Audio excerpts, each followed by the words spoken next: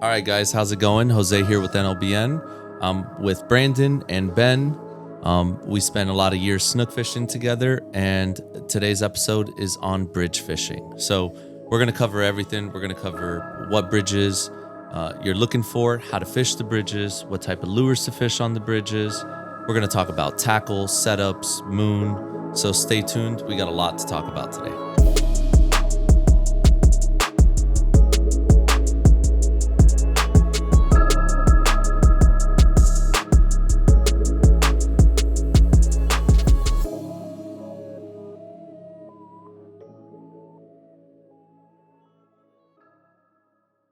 Japan was nice. We went out to Japan last month to go to the Osaka Fishing Show, which was seeing everything that's going to be out in the U.S. in about 2 years from now. Yeah. It was really cool. Yeah, they're way ahead in reel technology, lure technology. They're just said 2 years ahead. Yeah, easy. Yep. Easy. And some of the tackle shops we went to was insane. Dude. There was this one in particular where every aisle had a ladder because the aisles are so tall. It's like lures stacked up 12 feet tall. And it was the first time I seen so much fishing product where, let's say there's a pack of Depths worms. That type of worm, all the colors were behind it. Like every type of product, the colors weren't on the sides. They were behind it because they had to fit so much product into each aisle that it was sensory overload. Me and Jose got a little bit nauseous because zooming every aisle up and down, and we're like, oh my God, did I miss something? I had to go back to the other aisle. And yeah, by the second aisle, we were like dizzy. I went through the first aisle. I'm looking up and down. I'm looking at all these little peacock trout lures that they had, filling up a basket. I'm like top bottom. I want to make sure I don't miss a lure, and it's different colors. You're going behind it, and I'm just like aisle one. I get to the end. I turn around and I'm like feeling like dizzy, like nauseous, like my stomach, like I don't even know. I felt terrible, and I like look around. I see Brandon down at the end of the aisle. I walk up to him. I was like, dog, I feel like shit right now. Like I am like I don't even know what's wrong with me. I'm dizzy. And he looked at me. He's like, me too. yeah, felt hot, clammy, and a little nauseous. That was it. Like clammy. Yeah. Like and it started getting like seasick. If you ever got seasick, like that very beginning. Because your eyes are just scanning, and you're just like, "Oh my God, what's this? What's that? What's that?" All these lures you've never even heard of or seen before. Were people filming you or watching you guys? They were looking at us like these guys. Yep, they're from the U.S. Yeah, they're not used to this. Or they're crazy. Like they were just kind of every once in a while they'll pop in and like videotape me on the ladder or something like that, looking at some obscure little lure on the top. It was insane. Literally like 7-8 aisles of just different types of sabiki rigs. Like that's crazy. 7 aisles left and right of just sabiki rigs. Little squid lures. 7 aisles of just different types of squid lures. How big were the tackle stores compared to like the ones here? Well, the one that was really big was,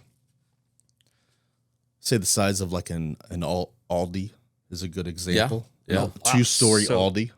2 stories. 2 stories. And every single row slammed with, I mean, just hooks alone, they had like 3 aisles of hooks. Yeah. I mean, I could go on and on. I know today we're going to be talking about bridge fishing and snook fishing, and that's what you guys want to go on. But yeah, that's crazy. Japan tackle stores, the way they do fishing, like there's a reason why things come out there years before. The techniques that they're doing, they basically cutting edge in the fishing world right now. And those guys take it serious. Like one size hook difference is the difference between catch and fish or not. But it was a great trip, and getting into bridge fishing. I think one of the biggest comments, one of the reoccurring themes, people that really come to us and ask us about bridge fishing is people that have never really bridge fished before, and they ask like, how do you approach a bridge? Like, how do you, when you don't know the area, or if we go to the West Coast and it's a bridge we've never fished at, like, how do we approach it? What would we be looking at? That's kind of the number one asked question that I've gotten before. So, like, I'll give my opinion. You guys give your opinion on how do you typically approach a bridge when you've never been there before?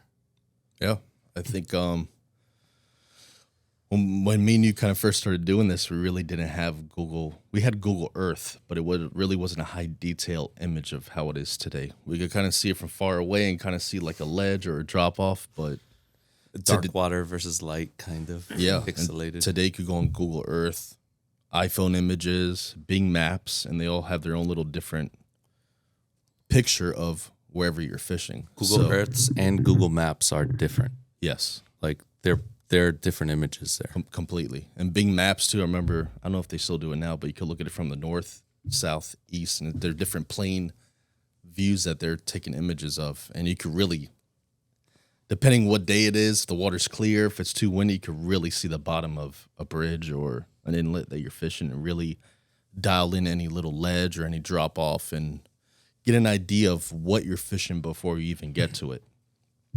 So first, take a look at it on the map, kind of see what the structure looks like. Is there a deep drop off the one side of the bridge? Where are the little channels in the bridge? And kind of focusing on that as a starting guide. Like, you've never been there, it's blind, we're going to go fish, whatever, Skyway Bridge or whatever the case may be. Yeah, and a lot of bridges you'll notice too is like, all right, the incoming side of the bridge is a lot deeper than the outgoing side. Some bridges have a cut 2 pilings in, that's the main channel. Some have multiple channels going through the bridges. So keep that in mind when you're seeing that and try to hit all those little ledges. And any little difference in the bottom, you really want to home in on and fish it thoroughly and fish it up current, down current. But Google Maps will give you a very broad, detailed breakdown of what that bottom of the bridge that you're fishing. And just to keep it simple, would you say just like a very simplified argument, but when you're looking at a bridge and you want to figure out what to fish on it, like summertime, you'd probably fish the shallower side of it. Yep. Shallow drop-offs, and then wintertime you're fishing the deeper parts of the bridge and deeper drop-offs. Is that just like a simple rule of thumb kind of to go by? 100%. When it's really cold out, those fish are going to be deeper in that water that's staying the same temperature longer. They're not going to be hanging on a 2-foot flat. Some spots, they will go shallow during the winter, but you more or less want to wintertime deeper, summertime shallower, or on the ledge. All right. That's like an easy way. What do you kind of look at, Ben, when you're kind of approaching a bridge? One that you've never been to, which is rare because Ben has fished every single bridge in Florida 17 times. Yep. But what do you kind of like look at? You just It's crazy as like a place that you've never been. As stupid as it sounds, you start with the first place. Where the heck are you going to park? Yeah. Right? Yeah. Because like nowadays, a lot of the places are closed, or you have to be, you're bumming one of the spots from the bridge tender shack, or you're kind of trying to figure out where to park before you go. So obviously, you look at maps just to see where you can park, and then Brandon's approach is pretty much spot on. You kind of want to see what the bottom is, or if you can through Google, just see what you are fishing. And then another thing to take into consideration too is like the bridge that you're going to, where are the lights on the bridge, especially if you're going at nighttime or if you're going at first sundown. Are they, through the middle of the draw? Are they on the edges? Are they pointing out or in? Just so when you go there, hey, I'm going to have a definitive shadow line on this side of the bridge, or it's going to be more tucked in underneath. So you're going to have to, present a bait a certain way. And then the one that everyone forgets too is like, if you're going to be actually on the bridge, to make sure if you're going to fish a bridge that you're in the draw, to bring a drop net too. So if you're going to go fish a bridge, to make sure you bring a drop net. The worst thing is like, you hook a big fish or a fish period. It doesn't even have to be big, but then you're going bridge fishing with no bridge net. You hook this, you hook anything, even if it's a jack, and you're sitting there with your hands full, No, it really limits you. We see it all the time. Yeah. Yeah. And, don't want to sound like we've never done that before either. Like we've been victims of it, but, we've been the first people to do it. But, as you get older, you grow and, to not make those mistakes. But outside of the bridge structure and the actual area you're at is like, where can you also fish on the bridge? So when you get a top level view, are you going to be down on the bank? Are you going to be up top? Do you have a sidewalk you can fish from? Is there any extremities that you can kind of get to? Just so that you could, before going into it, no matter what the tide is, where you can actually stand and make a cast. Agreed. Yeah. And there's no wrong or right way to do it. There's some bridges that are better incoming, a couple that are better outgoing. Certain times you want to fish on the side of the bridge, on the top of the bridge. There's no real right way to do it. Obviously, on the top of the bridge, you have the biggest area to fish. So, like, if the bridge is super long, most likely than not, you're going to have spots throughout that bridge that you could fish that are going to be really good. And then, those smaller bridges where you could almost cast across the intercoastal there or whatnot. Like you could almost cover the entire fishing area from the side of the bridge. So there's no right or wrong way to do it, but breaking down different bridges and how we approach it, that's, what the point of this is. So typically when you're fishing a bridge and you're like along the side of the bridge, what are you looking for? What makes you go to the top of the bridge versus the bottom of the bridge? It could, in my eyes, it could be two different things. Either it's too windy and you can't fish properly from on top of the bridge, or presentation. So if you're on top of the bridge and you're fishing up current, that means up current means the current is coming towards you. So you're standing on the bridge, casting up current, bringing your lure back. If you're looking at bait or mullet or pilchards and they're in the current facing away from you, sometimes they're hanging out and sitting there with the tide or going side to side. If you're on top of the bridge casting up and bringing your lure straight back down, all the other bait isn't doing that. So if you go down on the side of the bridge, walk a little further up, cast sideways, reel it back to you, now you have a completely different angle that you're not getting from standing on top of the bridge. Now your lure's sweeping back, going from right to left towards you, and it's just giving you a completely different angle, more natural approach that your lure wasn't doing before. And that could be the difference between getting a bite or not. From the side of the bridge. From the side of the bridge. And then being able to get underneath it too. Yep. A lot of times, depending on the bait run. Depending on the bridge, sometimes it's very deep on the side of the bridge. Sometimes it's very shallow. We have some bridges we don't go on top of. We just stay there fishing from the side because we know they're there. Some bridges we don't fish on the side. And that's when you go on top. So every bridge is set up different. Every bridge has its own little key to unlock, and that's what makes it very fun, is figuring all those out. Yeah. There's no recipe. There's no perfect way to go about it. And I mean, we learn things doing the opposite sometimes of what we know to be true. 100%. But there's not necessarily a recipe. The only recipe I've seen to success is going out there and fishing it often. Putting the time in. And that's what we tell everybody. Do we all want to go out and catch fish every time we go out? Of course. But nothing is like time in the water and figuring it out. And then figuring out a bite that nobody knows about. You know how many people go to a bridge and they stand there and look at you and they're fishing it one way? Yeah. And there's multiple ways to fish a bridge, and it's the fun. Well, that's what I enjoy most, is unlocking those little key points. Figuring it out. Yep. A certain bite window that you could get on the fish. All right, so let's say we're getting on the bridge. We're getting up there. It's the first time we fished the bridge. There's an outgoing tide. Are you fishing up current? Are you fishing down current? What are you looking for there? Everybody here is different. Everybody has their own little way. Nobody's way is right. The way I like to do is I always start up current. I always will start either casting in the shadow line, getting up current away from the shadow line if I'm on the side of the bridge, letting my lure sweep into the current, trying to get it up front of pilings. So I'll start just fishing in between the span, seeing if there's fish sitting in between the spans. If I'm not getting bit, I'll start casting to the span, where your lure's almost, it's either getting snagged or you're just bumping the piling. A lot of times those fish will pull up on those current breaks from behind the piling, push up, and they'll be in front of it. And then I'll try the piling that's right in front of me. Sometimes those fish are right there close, and I just start hitting the pilings. If I'm not getting bit there, I'll move further away from the bridge, and I'll start seeing if there's fish sitting out in the light. If I go through that, I'm not getting bit, all right, let's try down current. So I'll go walk either underneath the bridge, you got to climb up, hop on to the other side. And a lot of bridges, the fish are set up down current. That means they're in the light, using the light as a contrast to look for bait. They're Snook are sneaky. They're always using things to their advantage. So they'll be set up in the light, and they'll be looking up or on a ledge, and I'll cast completely sideways. Usually, sometimes you go lighter, sometimes you go heavier, depending how deep it is. And you're just slowly working your lure away from you. If you look on Google Maps and there's a ledge, all right, let me stay up current and let it sweep further and maybe bring it back to me on the ledge. Because those snook will be sitting there knowing bait's being flushed out and the bait will congregate on that rip or that eddy. See, that's typically what I do. When I approach a bridge, I'll start on the down current side first. Yep. And then a lot of times to feel the bottom, especially if I don't know the place. Yep. Because that up current could be pretty nasty on your jigs. I usually fish the down current side and do a lot of what you're saying, like just sweep away from the bridge, maybe casting down the shadow line and doing that 45 and like covering ground and looking for those kind of breaks.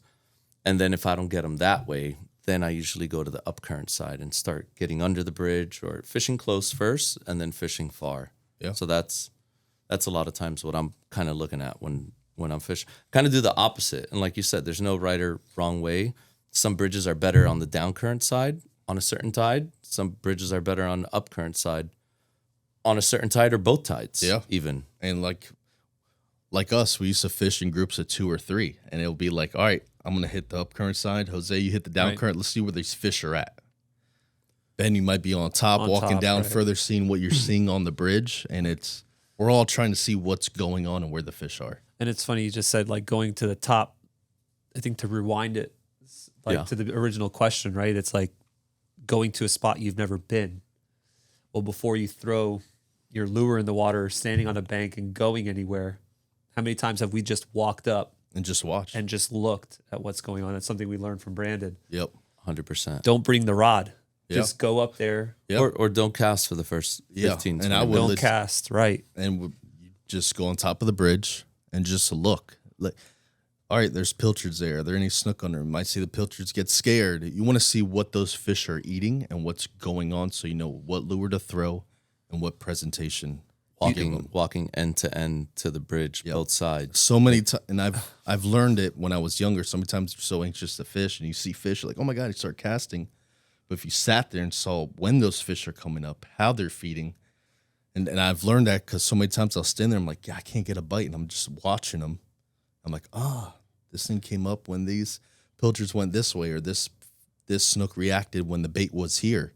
And you walk sideways, cast a little bit on an angle, and boom, and you end up getting bit because of what you've seen.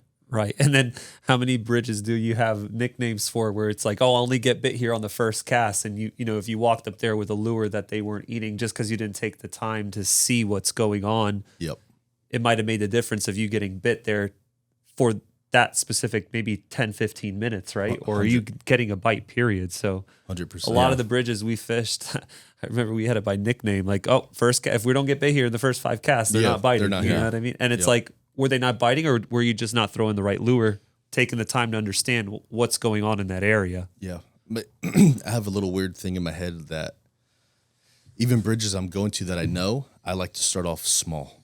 Because I feel like if I throw something big and the fish are pressured, they're like, oh, here goes another lure, and they'll shut off. Or if your line hits them, they'll be like, oh, something's going on. So I'll start off small and start high in the water column. That way there's something small, a little 3-inch or a little 3-inch shrimp, something they don't, not too big in their face. And sometimes that first or second cast, it's like, bunk, right away you get thumped. And I like starting off small. I like starting off higher in the water column. Because in my mind, if you do it different, let's say you start off throwing on the bottom and the fish are on top, you're lining all the fish. Right. And let's say you make 10 casts, you line 4 fish, those 4 fish felt your line, they're going to shut off. So if you start off high, you're most likely going to get a bite. If you're not getting bit, then you go down, or then you go mid column and then down. So at least that's how I do it. Start off small, high, and then low. And when you're bringing into the shadow line, maybe not so much when you're fishing down current. Agreed. Yeah. Fair enough. Yep. Right. No, that's a great way to break it down, because that's something that I overlook a lot of times. I'm 90% of the time fishing bottom. Yep. And seeing what's on the bottom. So that's something that we've ran into in a ton of different places where, those fish are high and you could definitely line them, mess them up. So that's a great tip there. Yeah, and I think when you're at a new spot too, you kind of try not to overthink it right off the bat, right? You're just trying to get a bite. So, you typically start with standard colors. You're not trying to mix and match anything really. You kind of go to your go-tos before you're starting to fish. But let's say you guys were fishing a bridge that you've never been to. Maybe what's a color or what's a bait that you're going to go to outside of like the small baits that you would reach into your bag for? It's kind of what Brandon said earlier. Like, we're going to look at the water color, whether it's incoming or outgoing, or it's a dirty incoming, or is the water white? Is it dark? Is it gin clear? That really makes a big difference on what bait, at least I'm grabbing, just to start off with. Yeah. That's just a general rule of thumb. So if you have your lure tied before you get there, you don't know what the water conditions are going to be. And you know what I mean? You could always adjust. And that's where you're looking at the bait, what bait's around. Is it mullet? Are there ladyfish? Are there pilchards? Like, are there herring? What bait's around? And then what's the color of the water? Sometimes those baits, when the water's really dirty, when it's brown, you could see those herring are gold. Like, they're not silver at all. They're freaking gold. So I will lean towards. So just looking at that makes a really big difference for me. Yep. And learning the bottom. Let's say you don't see anything on Google Earth. You casting, all right, you feel a ledge come up or you feel rocky down there. You get stuck a couple of times, not to cast there. It's all about, what I tell a lot of people is, imagine fishing blindfolded. So what you're doing is you're feeling the bottom, learning the bottom, where the ledge is, where you got bit, and you're just building this picture in your head of what the bottom's like. And it's even some places that years ago I would go and cut off the hook on the lure, and I'll cast out in rocky areas where I'm learning the bottom. I don't have side scan. I'm fishing from the shore, or fishing off the bridge. And so what if I miss a fish, or so what if I miss a bite? The information I'm gathering by casting and learning the bottom opened up so many doors to me, and I learned where so many fish would sit that I wouldn't have normally casted there, because I knew it was snaggy. Because I knew right after that rocky ledge, or how far the ledge goes, those fish are sitting there. Yeah. Or a little patch within the rocks that you could sweep and hit bottom, and really it's not as snaggy as right here and right there. So by you going out, cutting off the hook on your lure, and spending maybe one night learning the bottom, and let's say even an hour, a half hour, you getting a couple bites, or that one or two bites that you got, will just open up way more fish for you catching at a spot in the future. That you would have said, "Oh, I got snagged 2 times. I'm not casting there again." No, that's spot on. We've given that advice out a lot of times. It's or like an old beat down lure that you have that you could just drag bottom and really Cut feel the hook off. Yeah, go a little bit heavier and really feel the bottom and see where you're at. Yep. That's a couple inlets. We've really benefited from that. Oh yeah. So I want to get into fishing from the top of the bridge versus the bottom and all that. But like, when you're gonna set up and go to a bridge, like, typically, what do you have in your bag?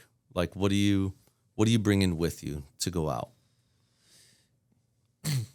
So I think you just have a range of all different size baits and all different size jig heads. But the bread and butter in the bag, that's a must have, is you're going to have a little bait, like Brandon said, especially if you're going to somewhere you've never been before. You have a 3 or a 4 inch style bait, whether it's a shrimp tail or a little paddle tail.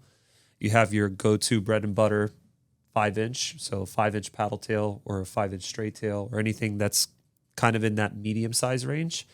And then once you get comfortable, if there's a class of fish there that's eating, bigger ladyfish or bigger mullet, you will have 2 or 3 lures that are a bit bigger. Jig heads obviously depends on the current and the size. So I like to have anywhere between 3/4 ounce to 2 ounce of, let's say, between a 5 and an 8 inch. And then in the 3 inch, because you're downsizing your leader and you're downsizing your line class, you don't necessarily have to have it as big, right? So you can go away with a 3/4 or ½ ounce, and then you just play the tide. Sometimes even as light as 3/8 if it's really slow in the area that you're going from the to. side or you're fishing from the bank, exactly. So from the top of the bridge, in my bag, I always have 1 ounce, ounce and a half, 2. And then from the bank, I'll always have 3/4, 1, or half, 3/4, and 1 ounce, just for jig head ranges. So you're always prepared based on depth or tide on where you're going. And then just your typical colors: chartreuse, white, and something dark. Purple haze is a go-to. That's if you can't get bit in that range with everything you have in the bag, you're probably doing something wrong. You should have enough covered there to get everything good. But starting small, like Brandon recommended, that's how you can search. You can search fish your bridge to learn exactly what's going on, and then you can adjust as needed. So I know Brandon's always going to start with the 3-inch, so I go straight to the 8.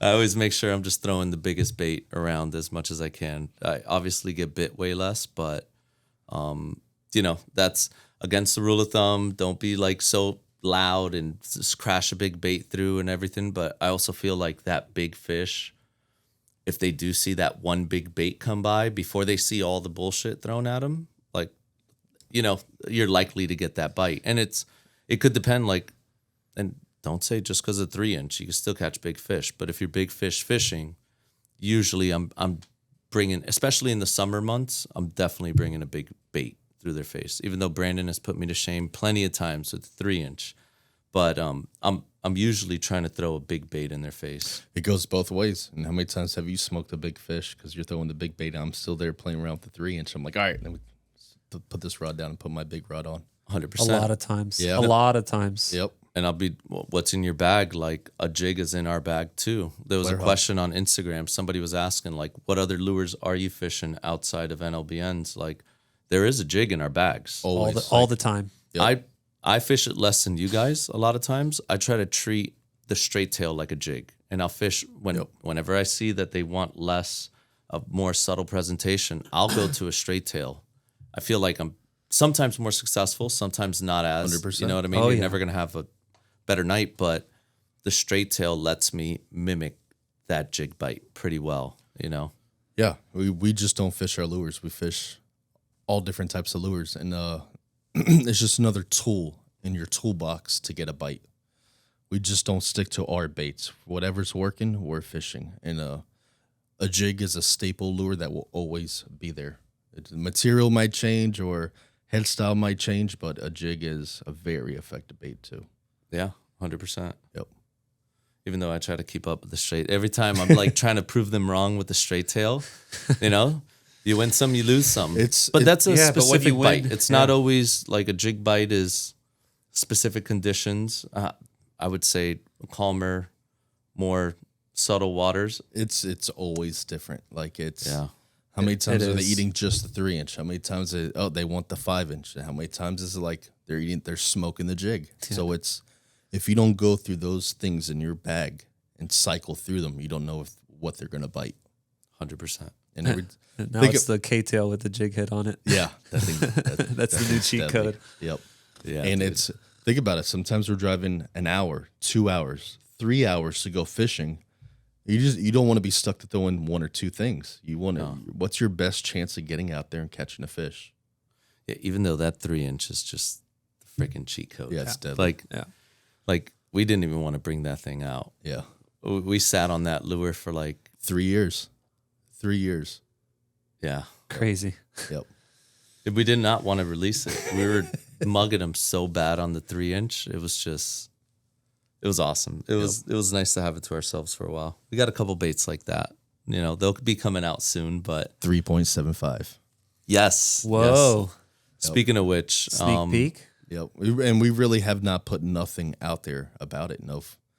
Maybe one or two photos you might notice in the back, but we wanted something a little bit longer. It's not taller. It's the same profile of the 3-inch, just stretched out. Little different boot design, kicks better at way slower moving paces, and it's a deadly little bait. It's nasty. Yeah. I'm excited. It looks like a little summertime sardine almost, yeah. Or like a little bit elongated, longer bait. It could be a sardine, a little goby. It just mimics a Florida bait fish. Yeah, it's a 3-inch little stretch. different profile. That's exactly what it is. It's a 3-inch stretch. It has a little bit of a harder plastic, harder thumping tail. Yep. And we lean more to working it in slower current. Like when that thing's drifting or it's sinking or you're just holding it there, that tail's going dee-dee-dee-dee-dee, and it's just has a nice little, not body roll, but it has a nice little just shimmer to it that it's deadly. Yeah, fish is really well down current. Like I watched Brandon daytime last year catch top 3 snook. Yeah, giant. That was a giant, man. Yep, That was in a the day, big yeah. fish. I'm embarrassed to put out the video because I was videoing it. I was videoing the fight. He was getting dogged. He was like getting took into the piling, stopped the fish, turned it. And I'm like, it's a giant, it's a giant. When it came up, I started screaming like a girl. If not, I was like, oh my God, it's the biggest snook I ever seen. And I threw my phone down and I helped him grab this fish, but it was a 35-pound, 45-inch fish. Eating a little bait, Giant fish. not even 4 inches and very small. And that was a bridge fish. Oh yeah, yep. That was a bridge fish, middle of the day, in the span, in the shadow, bringing it to him. That was Casting up current, bringing it right back, and it just little tap. What are you doing different? So we're talking about current now. Like, what are you guys doing different casting up current for people who don't understand, and also casting down current? So, and before you answer that, I'll probably explain it. Up current meaning the tide, if you're standing somewhere, it's coming towards you, and then down current if you're standing on the opposite side where it's moving away from you. What are you guys typically doing? What's the approach? The way I look at it is angles and what the bait is doing. You could be on top of a bridge, current's coming at you, and just cast directly up current and bring it straight back. So your bait's going directly with the current. You could turn a little bit, give it a different angle. Now your bait's going cross current. And you could just keep playing with those angles and seeing where those fish are at. Where is there a ledge? Sometimes those fish won't bite it going directly with the current, but they'll bite it going a hard angle. Some spots, they want it directly with the current. And then also playing with speeds. Like, that's one thing we've learned a lot where, let's say I'm on a bridge and it's 10 feet deep. I'm throwing, let's say, a 1 ounce, 5-inch. I'm casting, it's sinking slower. I'm reeling it back, give it a couple cranks. It's fluttering back down. I can't get a bite. I'm bringing it across the shadow line. And Jose has a 2 ounce jig head on, same bait, 5-inch, casting up current, bringing it through the shadow line, and he's getting smoked every cast. I'm like, what the heck is going on? That fish wants that bait going past it faster, and that's causing a faster reaction bite. Yeah. That same fish is seeing that my same bait, but it's fluttering at a different speed. So always keep angles and speeds into consideration. Yeah. General rule of thumb when fishing up current or down current, in my opinion, is you're trying to keep your bait hovering along the bottom while touching the bottom as little as possible, staying as close to the bottom with the least amount of weight possible. That's like the number one rule of thumb to go with, whether you're fishing up current or down current. And I'm fishing the bottom probably 95% of the time, unless it's Mullet Run or something like that. I don't have that much luck with the suspending fish or anything like that, but I do like changing the cadence up. So when you're fishing that, lightest weight possible to hold bottom, and you're not getting the bite, that's when I like to go a little bit heavier, getting into like some faster cranks, letting it hit bottom, getting those 3 fast cranks, stopping it, and then right before it hits bottom, you shouldn't be banging bottom every single time. Like, once you get it down, you should be able to take 3 cranks, stop, and do a count from the count before on how long it's going to take for it to hit the bottom, so you could catch it right before it hits the bottom again. Because bouncing the bottom, you are going to spook fish too. Yep. Like that initial cast when you get to the bottom, all right, I'm there, but you're counting that down. Cast it out, 1 to 7 Mississippis. I hit bottom. I know next time around when I get to 7, I'm going to be right next to the bottom. I can start cranking and get going. So not hitting the bottom, using as little weight as possible. And then when I don't find that working, going a little bit heavier on the weight to get that reaction strike out of them. Yep. And going a little faster. And I know what you're saying. Like, once again, you're looking at the bridge and what's happening, because the tide doesn't run perfect with every bridge. If you look at bridges, sometimes the bridge is set up, you're looking straight out at a 90 degrees, but the tide is coming in at 40, 30 degree angle. Mm-hmm. So, I mean, at least for myself, when I'm fishing up current or I'm casting into the current, I like casting coming with the current and like looking for some structure, because I know those fish should be sitting right behind that structure. So I like my bait coming with the current as much as possible, or I'll use the extreme angle on the other end and almost sweep the bridge, you know what I mean, and get it close to the bridge and get it going into the bridge as far as I can into the shadow line. But that current, which way it's going, really determines to me when I'm fishing up current on a bridge, what angle I'm throwing and making sure that, at least for me, I'm catching most of my fish when I'm bringing it with the current. But I've seen you smoke them, you know, kind of sweeping the incoming. Yep. And when you're fishing down current, you're casting sideways and bringing it away from you. It's the bait sweeping sideways away from you. So you adjust your weight to how the sweep is. You don't want to be cranking, stopping, bump. If you're feeling the jig head very fast hit the bottom, it's too heavy. Yeah. Go up a lighter jig head, and you just want that bait slowly sweeping. And just keep in mind ledges, rocks, fenders from maybe there's another bridge or a railroad track on the side of you.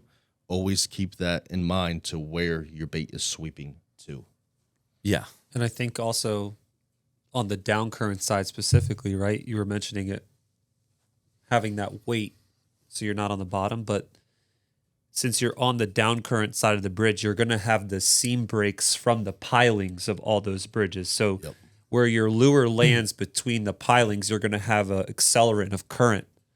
And you're reeling that accelerant of current into the back of the current breaks where there's now no current or less current. Yep.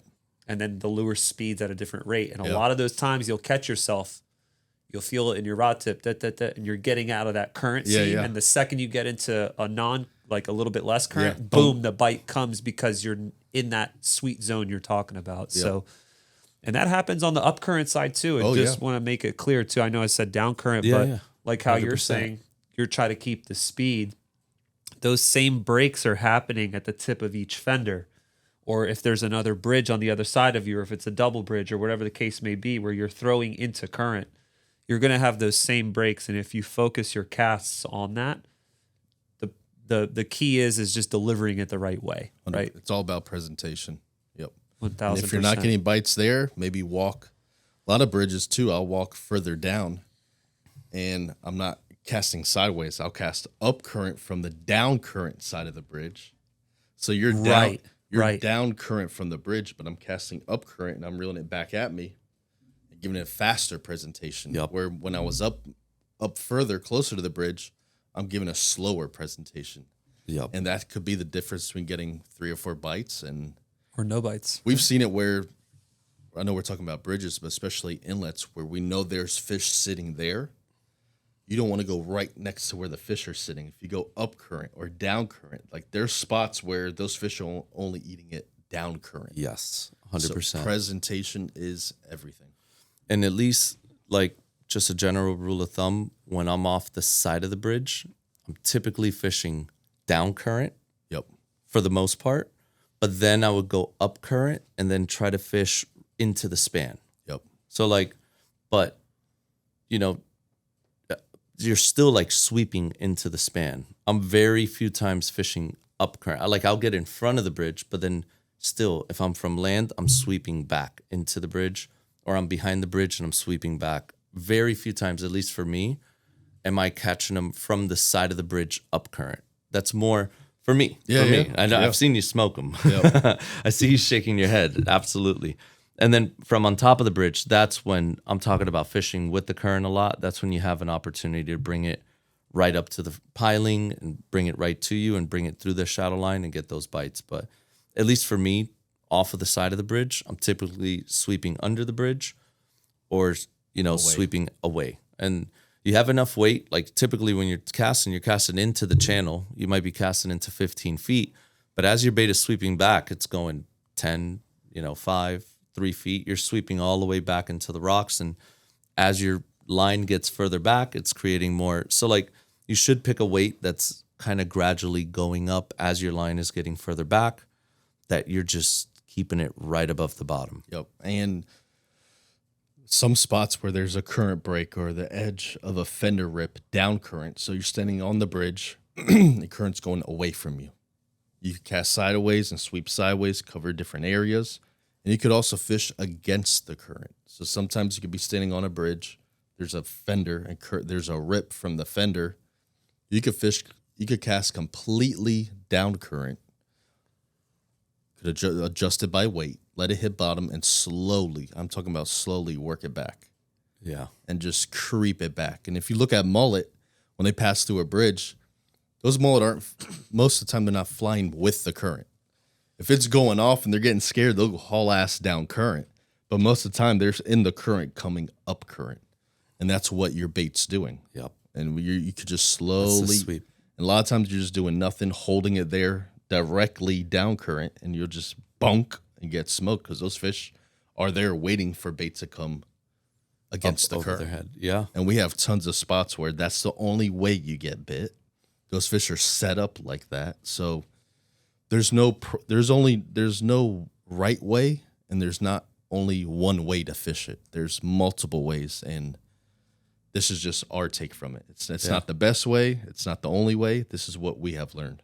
Yeah, and every bridge is different, whether it's Every winter bridge. or summer, incoming or outgoing. Like there's some incoming bridges. There are some, at least in our experience, there's Yes. some outgoing bridges, and that's why I like putting time in the water, like going to these bridges on the off tide to see if we learn something, see if we prove ourselves wrong. Yep. We did that a lot. Oh, you yeah. know, fish the entire night, fish both tides of the night. You'd be surprised. There were some nights where we would catch them on the incoming Yeah. when it was totally against what we thought. Yep. Replicating that bite is really hard to do. Yep. But it is a good surprise when you're getting something outside of the norm. And that's from fishing both tides or fishing a lot, really. It's all about putting the time in and presentation. If you could get on the water at least two nights a week, you could start putting stuff together. Let's say there's a new bridge you never fish, go fish. I like to tell people this. Hit it between tides. So let's say an hour and a half, 2 hours before a tide ends. So it could be the end of incoming. It could be the end of outgoing. You're going to fish that last 2 hours of, let's say, incoming. There'll be slack tide. Then you're fishing the first 2 hours of outgoing. You're going to learn something there. Something's going to happen. You might get a bite on incoming. Tide switches, nothing happens. You might catch nothing the first 2 hours. Tide switches. They start popping. You get 2 or 3 bites. Now you know that was more productive on outgoing. So say you go the next night, you know not to go there on incoming. Let me be there 45 minutes later to replicate that same bite. And little by little, you'll know what bridges to hit on what tide, what time of year, and you're just building gathering this information. book of information that you gotta learn yourself. If you don't have friends that tell you, oh, you gotta go on this bridge or outgoing, maybe that's what they've gathered. But maybe go on the other tide and see how can I figure them out on the opposite tide, and you're figuring out stuff and where fish are sitting that normally people aren't. How many bites have we gotten on because we did the inverse? 100%. Like, dang, there's 4 people up there. Or there's Yeah. 3 people on this bank on this specific tide. And we're like, you know what? We'll just come back for the turn of the tide. Yep. And it's a ghost town. And we're smoking. And you're wailing on them. And you're like, okay, why? Yeah. You know, and then you change the whole Yeah. rhythm of, honestly, even the way you travel or how you're bridge hopping, right? Because Yeah. now that can change, depend on, like you're saying, what you figure out from those bites. But being there for a tide change is critical, I think, as well. And always keep in mind, too, is why are those fish there? Why are they there on outgoing and not incoming? Where did they move from? Maybe they pulled up here when the tide started doing this. Maybe they were over there. Right. So the next night, maybe I'll go earlier to see maybe they're sitting here. Maybe they're sitting there. And you're trying to figure it out, and you'll be shocked on how much stuff you could figure out just by going out there. Yeah, 100%. And I kind of jumped the gun asking about the tide, but speaking of going out there, what do you guys go out there tackle wise? I know we asked what was what are you going in with lures, but what's in the truck? What do you guys got for rods, reels? What's the whole, what are you typically traveling with? Bridge fishing, shore fishing, like a 8.5 foot bait caster, 9 foot spinner. Bait caster would have 65 braid on it. The spinner would have anywhere from 30 to 50, depending where big spinner. So like a 9 foot, 10K Van Staal 200 size spinner. Yep. That's like my big bridge rod. I don't want to get caught on the bridge with a 20, 30 pounder and be on a 150 or a little 5,000. Of course you could do it, but with no drop net. Yeah. Yeah. Obviously, drop net's a must, but and an 8-foot rod, 8-foot spinner, 4,000, 5,000 size spinner. That's for my 3-inch. If I'm going to throw a 4 or 5K, it's going to be a little 3-inch rod. And when I say little rod, I'll still use a stout 8-foot rod, like a 15 to 30, maybe even a 20 to 40, depending on where I'm at.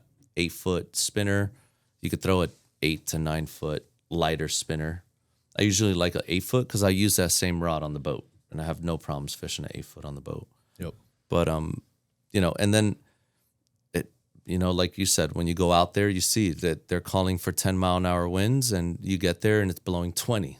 How many times has that happened? Plenty. Weatherman's wrong a lot. Yeah. So obviously the baitcaster can't come out in 20-knot winds, especially if you're fishing from on top of the bridge.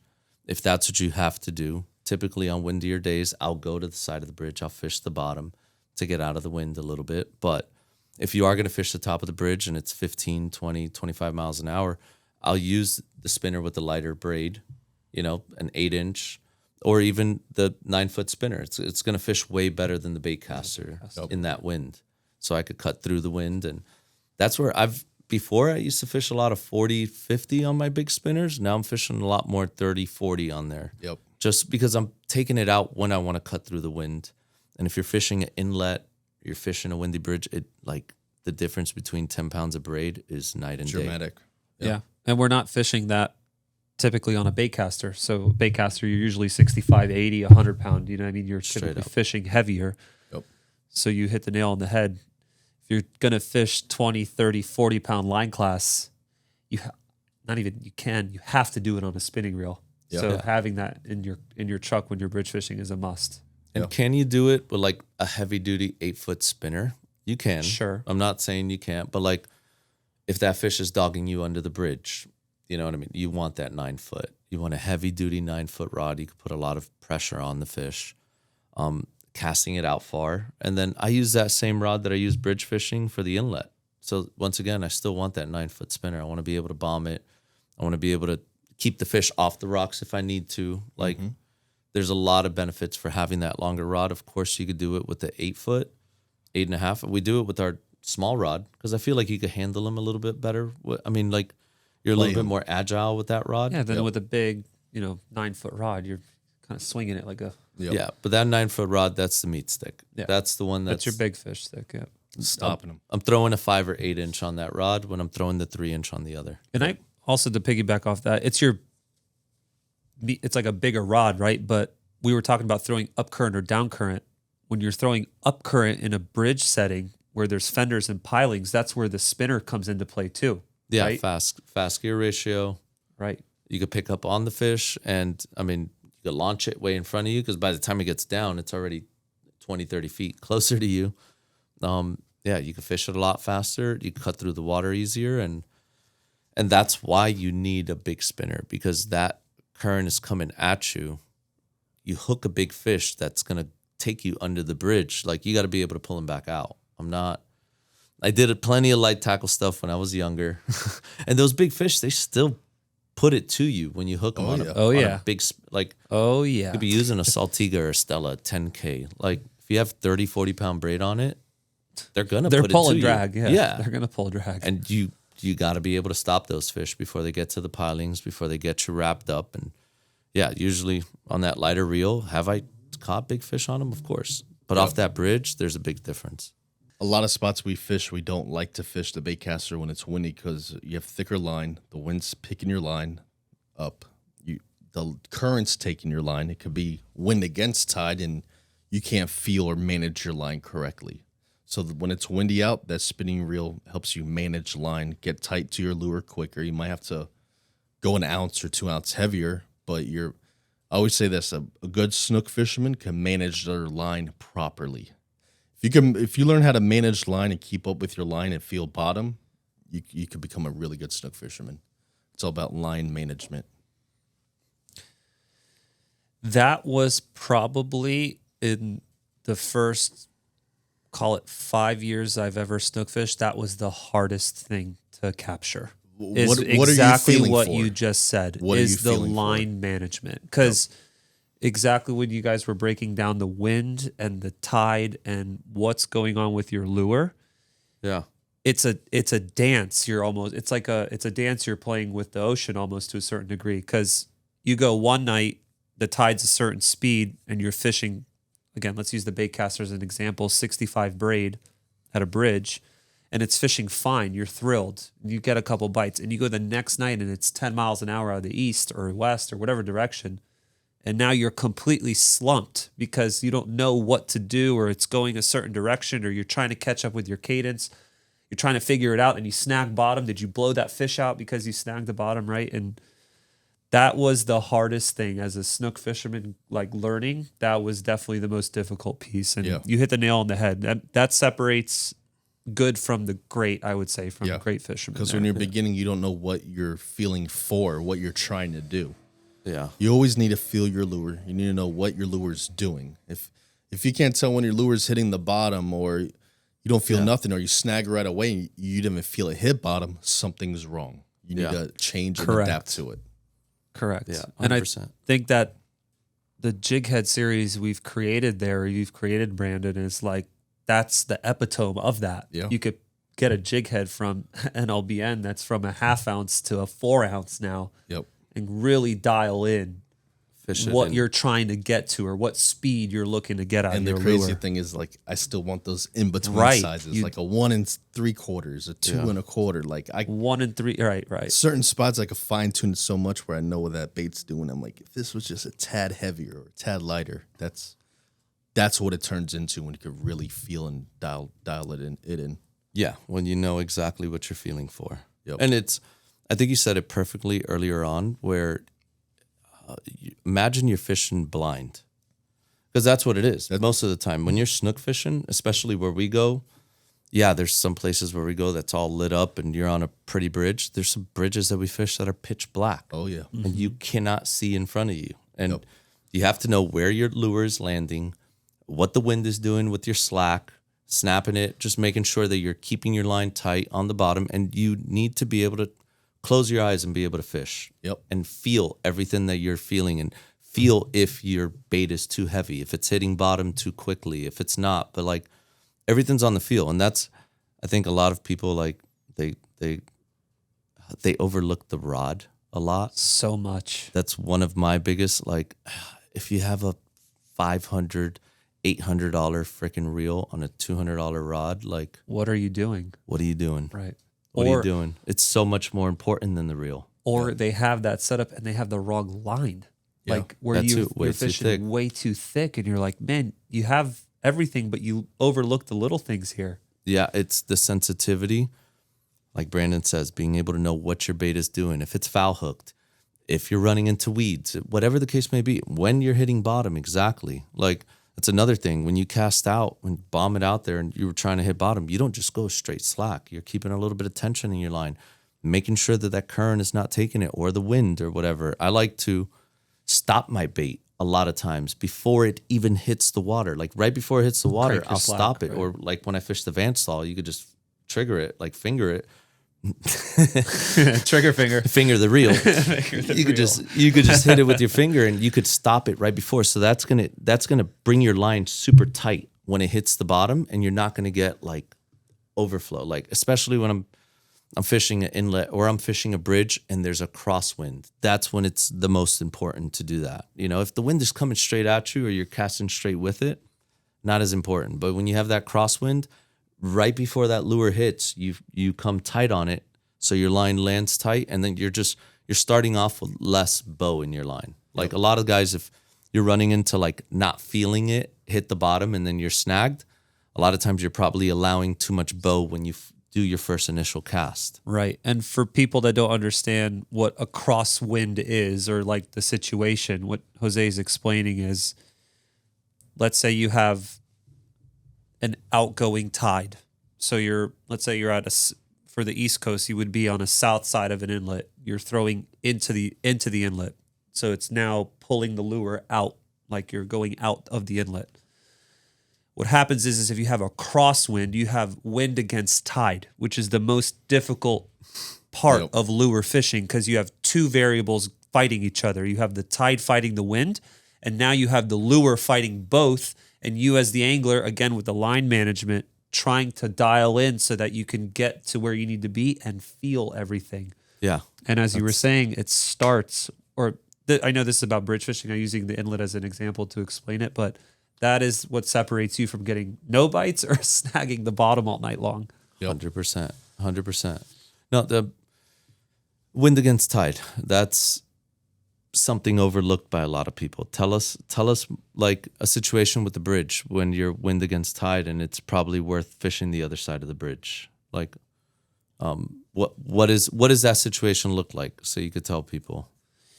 Yeah. So for instance, if you're on the down current side of a bridge, like Brandon was saying, you're on a down current side, you're fishing a fender, and the tide's blowing away from you and there's a seam line that's going away. If it's me, and I'm trying to scope out a spot or figure something out, if I have the wind against me, now I'm going to fish at least at probably a quarter or a half ounce heavier, because I have to fight not only the wind, but now the tide too, to get to where that next, or where I'm getting bit way down current, let's just say. And keep your line tight. And to keep your line tight, and you're not chasing it against the wind. And I think that scenario, when you have a wind versus tide, I think that's also what gets overlooked, where you actually take a deep breath and say, hey, if I'm not getting bit on the top of the bridge, let me use the bank of the bridge to allow me to downsize my weight so I can fight that easier. Or even not have so much line in the wind. In the wind, correct. So it's a shorter, more of a false cast. It's not a full, okay, I'm going to go all the way across the draw, or I'm going to go all the way across to this fender. You're going to just kind of nitpick short sections, hoping to get bit. Yeah. And what you're doing too is you're adjusting the way your line is going in the water to the wind and the current. So from on top of the bridge, you can't properly give it you can't give it the proper presentation. But from the side of the bridge, your line could be going with the wind and the current's going the other way, and you can feel it perfect. That is correct. So, and you could always adjust that angle by walking up or down the bridge. Like it's all about angles. Or what I like is when you're fishing wind against tide, it's an outgoing tide, but the wind is blowing into the bridge. I like to do the cast straight down the bridge. As close as you can, right? As close as you can. And it's like you're saying, obviously the tide is going to beat out the wind, depending on how slow the tide is or whatnot. But like there's a certain point where you could keep it tracking right in the shadow line, right outside of the shadow line. And you don't always look at it like a negative, because you could use it to your advantage. Oh, yeah. In that situation. Oh, yeah. So like you're using that wind to push your bait back into the bridge as the tide is pulling it out, and you could fish that shadow line a lot longer than usual. Agreed. Like sometimes it's an advantage because the wind's picking up your line, your lure's still there, and it's just dangling it there. Yeah. The dirty dangle, just like dirty dangle. You're just holding it. Boom. Yeah. If the wind wasn't there, you'll just be blowing through it. Right. So, and same thing with the upcurrent side. It could take your sweep from just going straight under the bridge that fast to like just getting a little bit more sweep out of it, a little bit more out of your cast. And it's not always a benefit, but you could use it to your advantage depending on where those fish are sitting in the bridge. But it's not always a negative. But just the most important thing is that the wind is not overpowering your bait. So like you're fishing heavy enough where you could still hold bottom, and you could fight both the wind and the tide and still feel bottom. If you're not feeling bottom, you don't have the right weight on at the end of the day. Go home. Right. Watch TV. Yeah. Unless it's Upgrade your rod. Unless it's the Mullet Run or something crazy is going on where they're up high or they're mid column, Yeah. So Mullet Run. So everything that we just said, throw that in the garbage when it comes to the Mullet Run. Like everything. Well, not everything, but the majority of it. Yeah. Mullet Run fishing, those fish. It could be very hard or it could be really stupid. And that's where more of where is your lure in the water column. From your lure being 2 inches underneath the water or it being right on top can make the difference between catching 10 fish or no fish. Or literally zero, correct. How many nights have we gone fishing from on top of a bridge or the side, and they're busting mullet everywhere on top, and we're casting our lures, and our lures are a foot, 2-3 feet down, and we cannot get a bite. Yep. we put on the K-tail or a little mullet, cast it in there, let's let it drift or Right work away. it slow, and boom. Boom. Right. So you need to be playing with the water column right on top, just below, or a foot or two deep. And I think from the original question of like what's in your bag, it depends. Like I hate to get so specific with it, No, but it like does. now we're talking about Mullet Run. I think what's in my bag now is way different than what's in Completely. my bag. Let's say in a fall when I'm looking to catch keeper fish, or if I'm looking to like I said, put a fish on the table. But Yeah. more so if I'm going into the Mullet Run, it's actually a completely different bag. Completely. Not even in the essence that it's all different. It's actually more Yeah. because you have to have that many more lures in your bag. Because you could catch those same fish that you had in your original bag that I explained, but now you need the top water. You need an extra lure to get to that mid water column. Yep. That'll get you those bites that you're saying. And then we dial it in so specific where it's like we're going fishing. We know where we're going fishing. And we also know what lures we're taking to fish that area. Yeah. So like Yeah. depending where we're fishing, we know what lures to take because we know how shallow, how deep it's going to be. So little by little, you'll learn all that. Right. Like before it was before NLBN, it was like a hard top water bait, or it would be some sort of Or fluke. or a fluke or something. Yeah, you're just trying to mimic something, Or like a weightless paddle tail, but like Brandon made the little mullet and the K-tail specifically for certain bridges in the Mullet Run. They've ended up being some of the best lures. And of course, even the K-tail is thinking about bass fishing, thinking about so many different ways to fish it. But that little mullet, which was the first one, came out of a bridge where it was hard to get these fish on top to eat.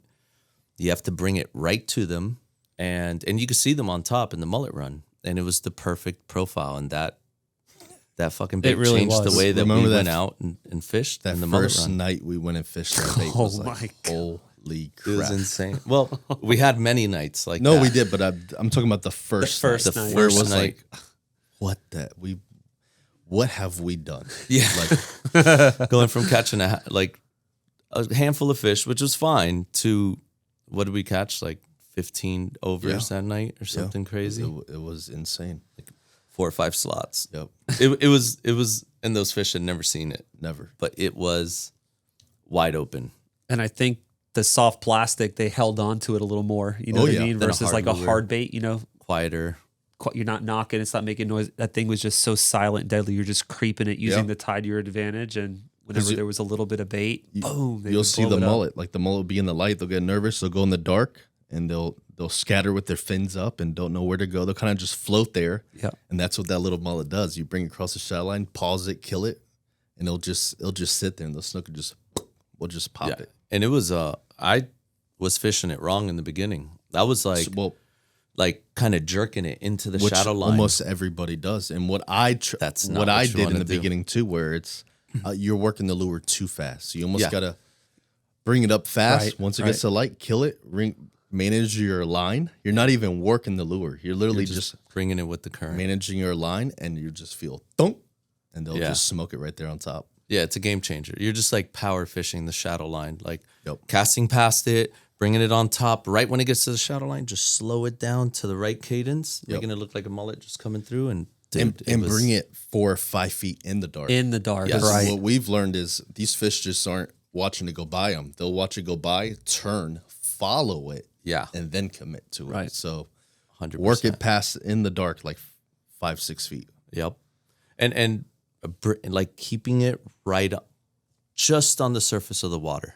Like a lot of those fish, like if you just bring it, sometimes they want it below the surface, but a lot of times when I've seen in the Mullet Run, they want that small wake right on the top of the water. They don't want it completely out, and if you keep it too deep in the water, usually they're not. And then we've had nights that they have, but yeah, that little mullet. A lot of our baits, I mean, they were made here in South Florida off of places where there wasn't a bait to do what it is that we wanted it to do, and that's where most of these baits are born. Like the jig heads, the soft plastics. Most of those bridges that you're fishing at that you love, like they were designed for that bridge. We were there, whether on the top of the bridge or on the bottom of the bridge, actually fishing these baits in those, in almost in any spot, any bridge from Sebastian down to the Keys, like we had fished every single one of these baits before we ever even released them. Yep. And they were made specifically for that. And then getting into like Mullet Run, what we needed for shadow lines, and we made our first episode about bridge fishing. And because we grew up bridge fishing, that's what we did before NLBN, during NLBN. We have a practically new Pathfinder, and we really use that just to film so we don't blow up our land spots, which we love to do. And we land-based fish twice, 3 times as much as we boat fish. Agreed. Still to this day. It's a lot easier. Yeah. It's not even the easier easier part. It's different. It's different. Like bridge fish versus boat fishing. You're on a bridge, you walk up, or on the side of a bridge, those fish don't know you're there. You're on a boat, you pull up, they hear the trolling motor, they hear you drop the anchor, you Open the you locker. can't position yourself sometimes that good, so Get off the deck. Like anything. in a lot of ways, fishing from a bridge or off the side of a bridge is better than boat fishing. And you could get angles off a boat, both, like from the boat or from land that you just can't get. You cannot duplicate that. Yeah. And there's going to be some nights where off of land, those fish are going to be way more receptive than the angles that you could bring to them than off the boat. And then there's going to be other nights where the boat, you could get better Position angles yourself correctly. Yep. off of land. So once again, there's no right way to do it. I just seem to catch more and bigger fish from land. Agreed. Typically. And maybe not the more big fish. Yes. Right. Yep. When I say more, I'm more talking about big fish. Mostly big fish from land, which is what we did and learned how to do. And I feel like what you're saying, you could be at a spot waiting for fish to show up, and those fish have no freaking clue that you're there waiting for them off of a rock, no shadow casting off of you. You could really be super silent in your approach. And that's where I think the advantage, because no matter what you're doing on a boat, if that big fish is within 100 yards of you, like he knows you're there. 100% it knows. He knows you're there. Like, I mean, can you drop live bait on them in the spawn and catch fish? Yeah, you can. But like, Yeah, your navigation lights are on, your anchor lights on. Like someone drops something on the deck, it's absolutely. those fish could feel everything. The trolling motor going. If you have a loud trolling motor, it's all that stuff we've learned comes Live bait fisherman, the live well running. having your transducer on, having a bright screen. Like it's Oh, that's another. you have a lot of things against you when you're in a boat. Can you get to a spot that you can't get to from a bridge? Yeah, 100%. but you have a lot of stuff against you. You beach the boat and then you fish from land. Yep. which we've done, which we've done, we or do it. power pulled off of land, and Yep. then just get that angle Yep. that we would be fishing in a place where you can't get to from Yep. land, but trying to replicate that land angle, which is how you're going to get the bite. So, I mean, don't look at the boat like a huge advantage. Honestly, for big fish fishing, fishing off of land is I personally have a higher success rate catching big fish from land than I do from the boat. 5 to 1. Yep. 5 to 1. And what you'll eventually learn too is like, let's say we go out bridge fishing. We'll look at the tides. Ooh, this is a good outgoing night. Let's hit some bridges. We know where to start and where we're going to end up. So you go to one bridge, you could say catch 1 or 2 fish. Let's say you catch nothing. All right, let's move to the next bridge, or the tide's going to end. Let's hurry up and go here before the tide ends. Yeah. So we will naturally, from all the years doing it, we know what bridges to hit on what tides and what's our best odds of catching the most fish. So Chasing the tide. chasing the tide. Chasing the tide is huge. Yep. Being able to do that from land, it's hard to do on a boat. You know when you're fishing this bridge, the tide's going to end, and then you maximize your time at that bridge. By the time you get to the other one, the tide already turned, and that's the most effective bridge to fish on that tide. So we're always putting ourselves in the perfect timing at each bridge that we fish. Yeah, 100%. Or you want to fish a certain part of the tide in a certain year, like end of outgoing, you could chase that. Like you could chase it going south, and you could chase that tide and try to get relatively that same tide bridge after bridge heading in a direction. And it turns to getting bites at every bridge instead of hitting bridges at getting no bites. Or you might catch a whole bunch of fish at one bridge, and the other two, if it is a crappy night, the other 3 or 4 bridges suck. So hitting multiple bridges will help you become a better fisherman, and you're just learning something at every bridge. Yeah. Yeah, and there's something to staying at a bridge and figuring it out, or just seeing what happens. There's something to that.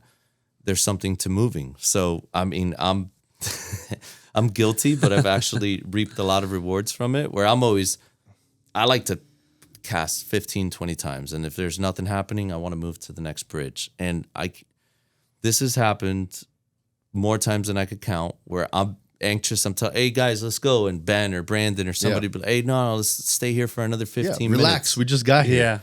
Yeah. Go sit in the line, car. That line. I'll go cast and, somehow catch a giant. Yeah. It's happened so many times. Joey has a story off the top of my head, man. He actually he's like, I'm going to meet you guys in the truck. I think he made exactly that, 15, 20 casts. Yeah. Wake me up when they start biting. I know exactly. You know what I'm talking. You know what I'm about to say, 100%. right? And we're of course a fishing story, but he's like, hey guys, they're not here. Let's go. And me and Brandon are sitting there like, dude, we kind of just got here. Like, let's make this work. He's like, I'm meeting you in the truck. So Joey goes, heads back to the truck or whatever. Me and Brandon are still fishing. We're like, yo, give us whatever. Give us another 15, 20 casts here. Boom, Brandon catches one.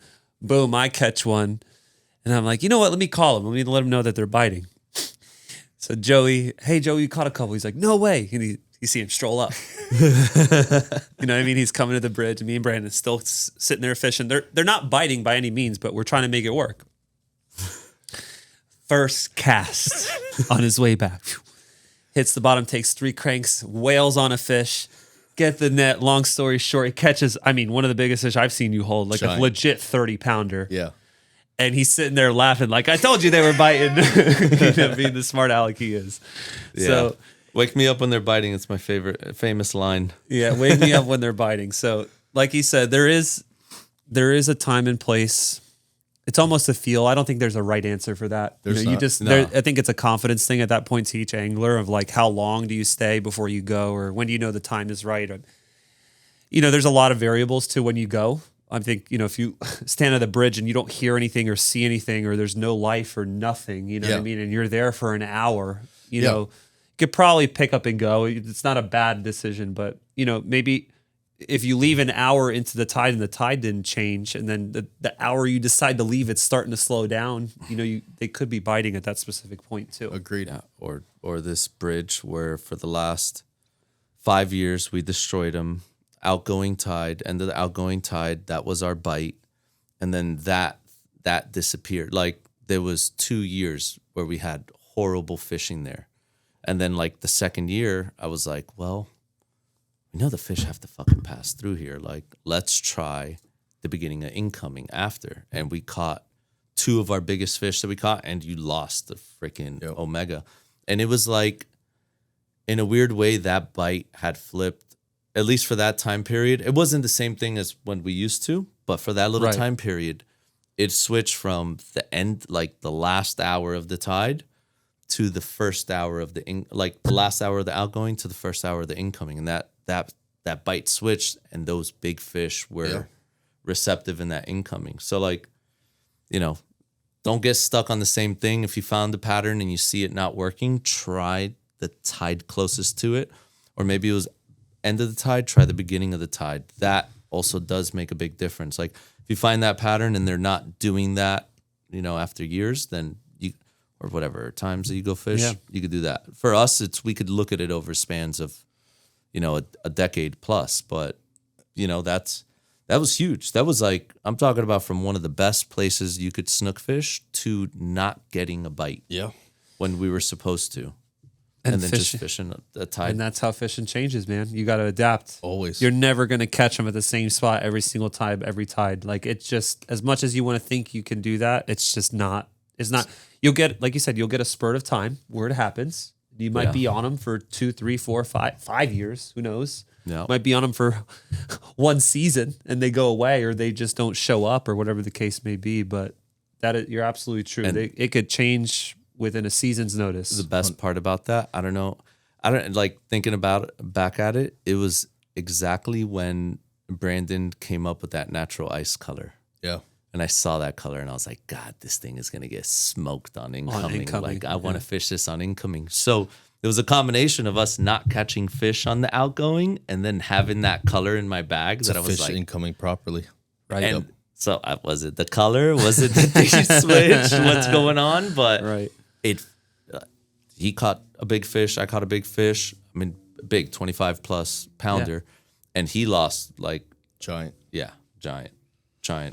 In that little span that we were fishing that. And we're talking about all these different things, up current, down current from the bridge, windy, not windy. Another thing to look at is moon phase. Yeah. So for instance, some bridges you want to fish when there's no moon, when it's really dark. Some bridges you want to fish some bridges that aren't lit up, you want to fish it when the moon's bright. Where is that shadow line?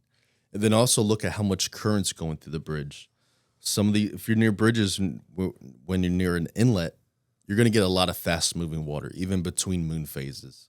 But sometimes your back bridges that don't have a lot of current, when there is a moon, a lot more current's going to be pushed out of there.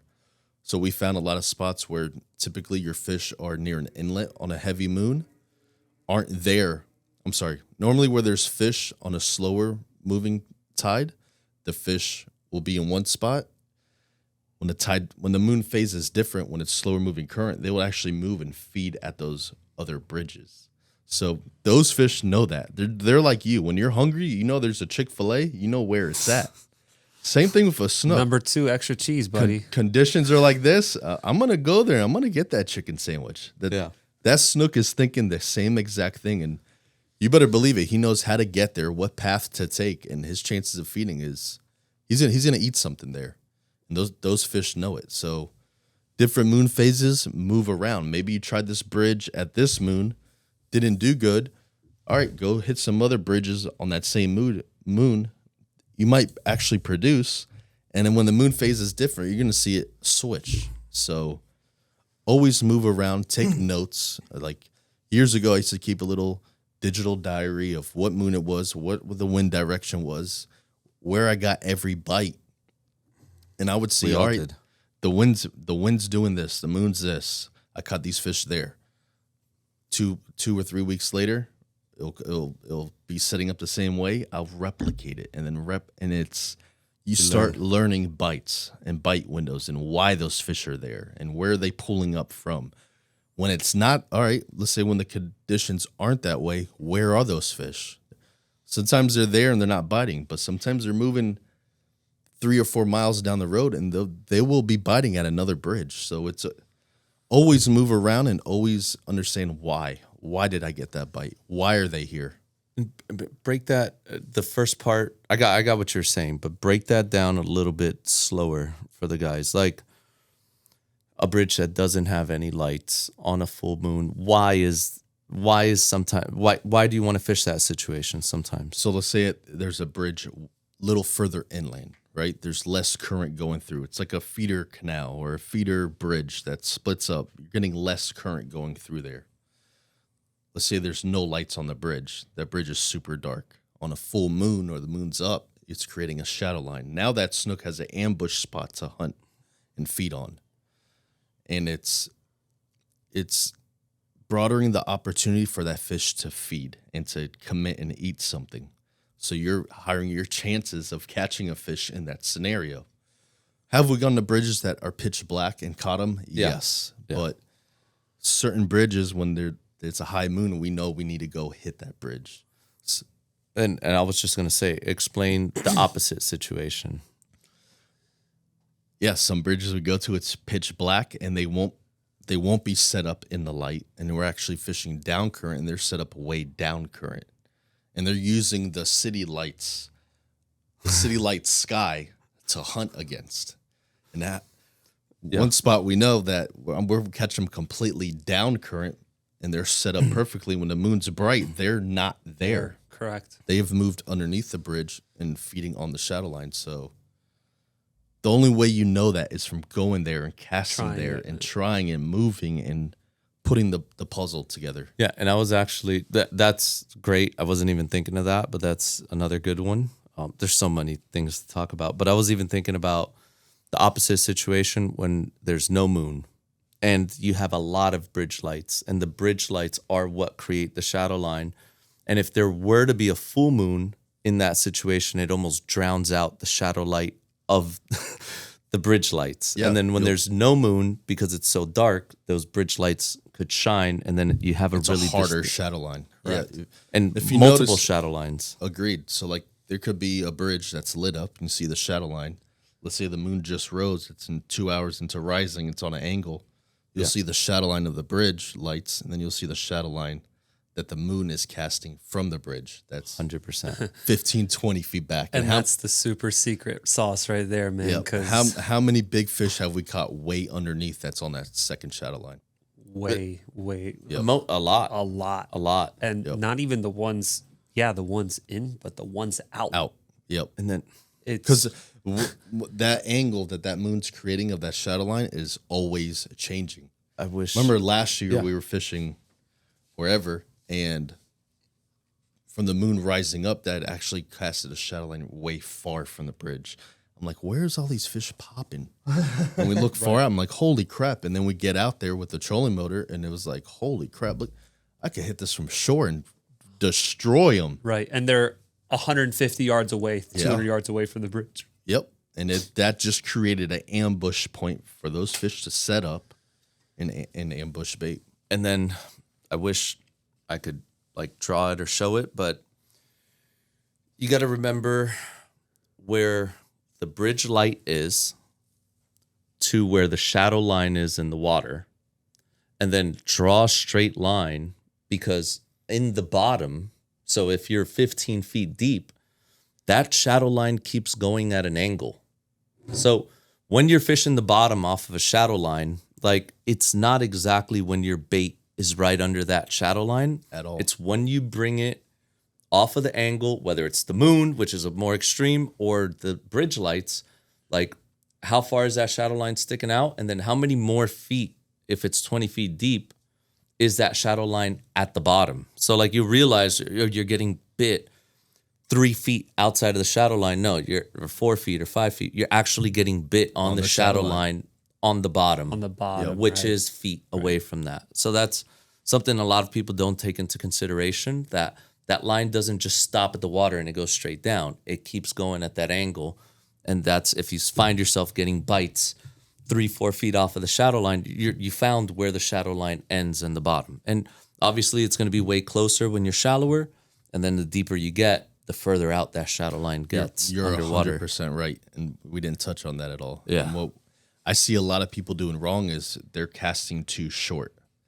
How many times Oh, I see yeah. people casting just a little bit out because they're thinking they're hitting the shadow line, when their lure's hitting the bottom, they're already in out the of it. dark. Even though they're looking at the shadow line on top of the water, Yep. they're already in the dark. Yeah. That's why I always like to make further casts, manage my line, get my lure going correctly. That way, when it's going through that shadow line, I know what that lure's doing. 100%, especially when you're fishing the bottom. Top, shadow line's Yeah, right there. different But story, right. fishing the bottom off of shadow lines, explain the bridges, like moon situation where it could be good, not. And there's always an exception to the rule. Like nothing that we're saying, this is just from our experience fishing, what we've found, happening in fishing. So please, by no means is there... Oh, right, wrong, yeah. Yeah, nothing that we said. If you caught a fish doing something opposite that we did, I'm myself Mr. Opposite. Yeah. Like, anything that most people are doing, I'm trying to do something different to see if I learn. Most of the time I don't, and I don't catch, but like a lot of times I do. 100%. And I'll find Especially- something different. Especially on slow nights that none of us can get a bite. We're trying different things and doing things we don't normally do to try to get a bite. So Yep. And it's don't be a lot of things, and I'm guilty of it myself. Don't be afraid to change lures. Don't be afraid to retie. change colors. Change colors. Like you got to work for it. If you're throwing the same color, and you never know, like, did you get the bite because you changed the color, or at that time that you were changing colors, a school of fish moved into the spot, and then now you're catching them. But like doing it over and over again, I like switching it up. So much so that I want to leave the spot before I catch a giant. But that's really doing something different than your friends are doing. Like if you're out there all doing the same thing, you're only going to be able to get the same result for the most part. So like when you start switching it up, switching the cage, even if you guys are all using the same lure, use different colors. Use one size heavier head, cast a little bit more up current, fish a little bit of a different angle, fish another spot of the bridge. That can make the difference between just fishing the same hole time and time again, maybe catching them, maybe not, or covering the entire bridge or, different things. And the straight tail, like so many people sleep on the straight tail off the bridge. Yeah. Sometimes you whip out a jig. I whip out that straight tail, and sometimes I'm getting the bites. Then in my, like the way I look at it, I fish a jig too. Brandon ties the best jigs I've ever seen, and they're sick. But I'll fish a straight tail like a jig, and then I could also fish it aggressively, like power fish it, try to get a reaction bite that I really can't get with the jig as easy, where like I'm really popping it off the bottom or bringing it to me or fast cranking or whatever the case may be. But like you could really pop that off the bottom. A lot of times when those fish are not feeding, you could get a reaction strike out of them by bringing it fast or popping it off the bottom and it dropping right in their face. And you give that fish a split second to make a reaction. And dude, you go out there, you fish for 4 or 5 hours, you're not getting a bite. And one guy gets a bite, it's on the straight tail. It's like, it's usually that reaction strike is usually when fishing is tough, or there's inlets and bridges where the freaking straight tail shines. Oh yeah. Like it is the best lure to fish there. I don't care what you're throwing. So don't sleep on that. Don't sleep on throwing different things. That's really big. Different heads, different weights, different speeds, different cadences. I mean, that's huge. And I think there's still a lot that I want to talk about, but I think we'll leave that for another episode. I think we should talk about a little bit about the etiquette in bridge fishing. I think that's something that I don't know if it's, call me old, it's going by the wayside or people aren't really following it.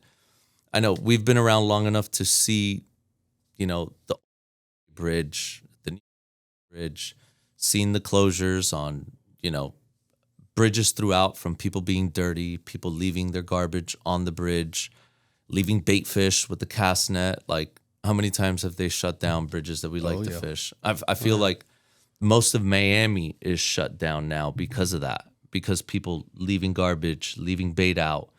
So, I mean, just if you guys want to be able to do this land-based fishing for a lot longer, just be cognitive of what you're doing out there. Like pick up your trash. Don't leave a bunch of stuff there.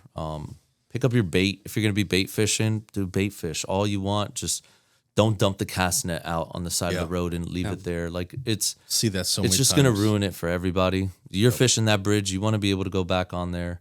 Little things like that. I think one of our biggest pet peeves, and we've had incidences on the boat. We've helped people out from land. We've helped people out from the boat. Oh, yeah. Where like somebody would catch a fish, hook a fish too big, and they don't have a bridge net. Yeah. It's like, what are you doing on top of that bridge with no net? You're going to catch a fish. How else were you going to bring that fish? Or they don't know they're going to catch one, and then they're... catch one. If you're snook fishing on top of a bridge, you're likely to get a bite, and you need to have a net with you. And that fish is pretty much dead. 100%. Like there's nothing you can do about it. We've seen it and have to help people out and the whole shebang. Yep. And outside of the live bait fishermen, even guys lure fishing like us, like don't leave your jig bags on the floor. Don't leave your packages on the floor. Don't leave your like. It's so easy just to grab it and throw it in your bag. Throw it back in your bag. It's so small you can throw it in your pocket. Yep. Like just throw it in your pocket. It's just it's. I've said it for a long time. I really think we're going to lose it only because the popularity of the sport has been the hobby has gotten so hard with so many people fishing. It's a great thing that people are fishing. I don't want to take it away from anybody, but of course not. It's scary from the group that we got to grow up fishing with, and it used to not have to look over your shoulder, and there wasn't 5-6 people fishing at a bridge. Now it's a different story. You can go on any bridge in South Florida, West Coast or East Coast, and there'll be 3 or 4 people there fishing all night long now.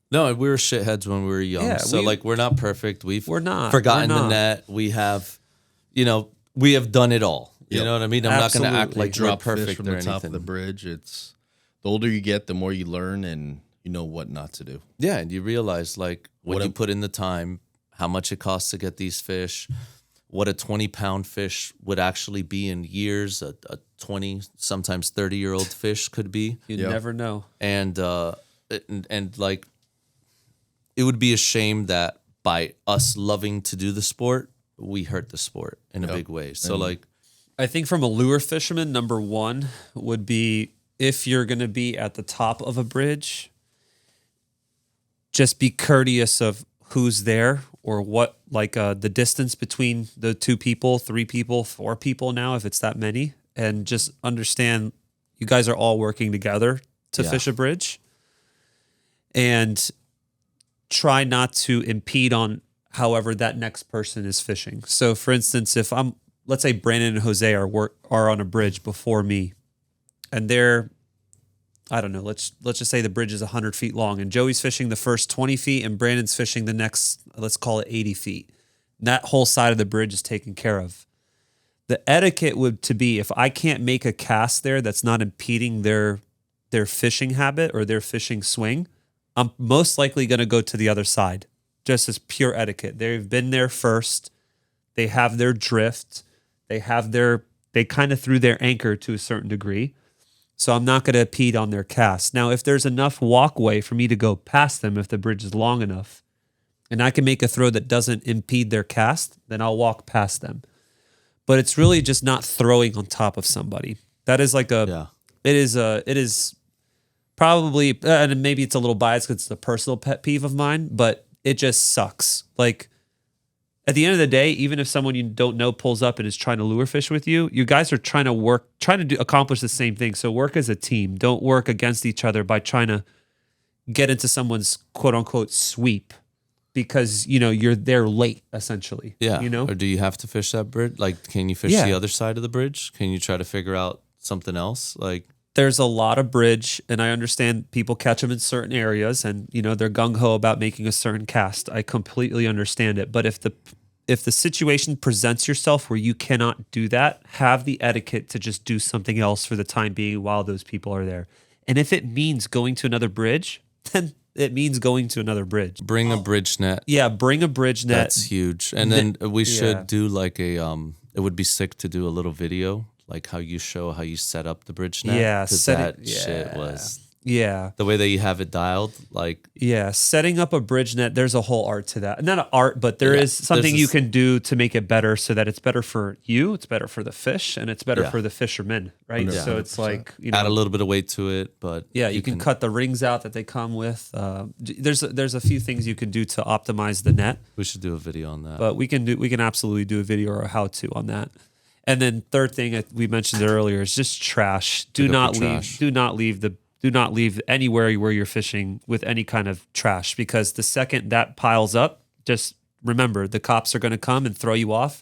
Whether you put it there or not, they're throwing you off, and then nobody's fishing.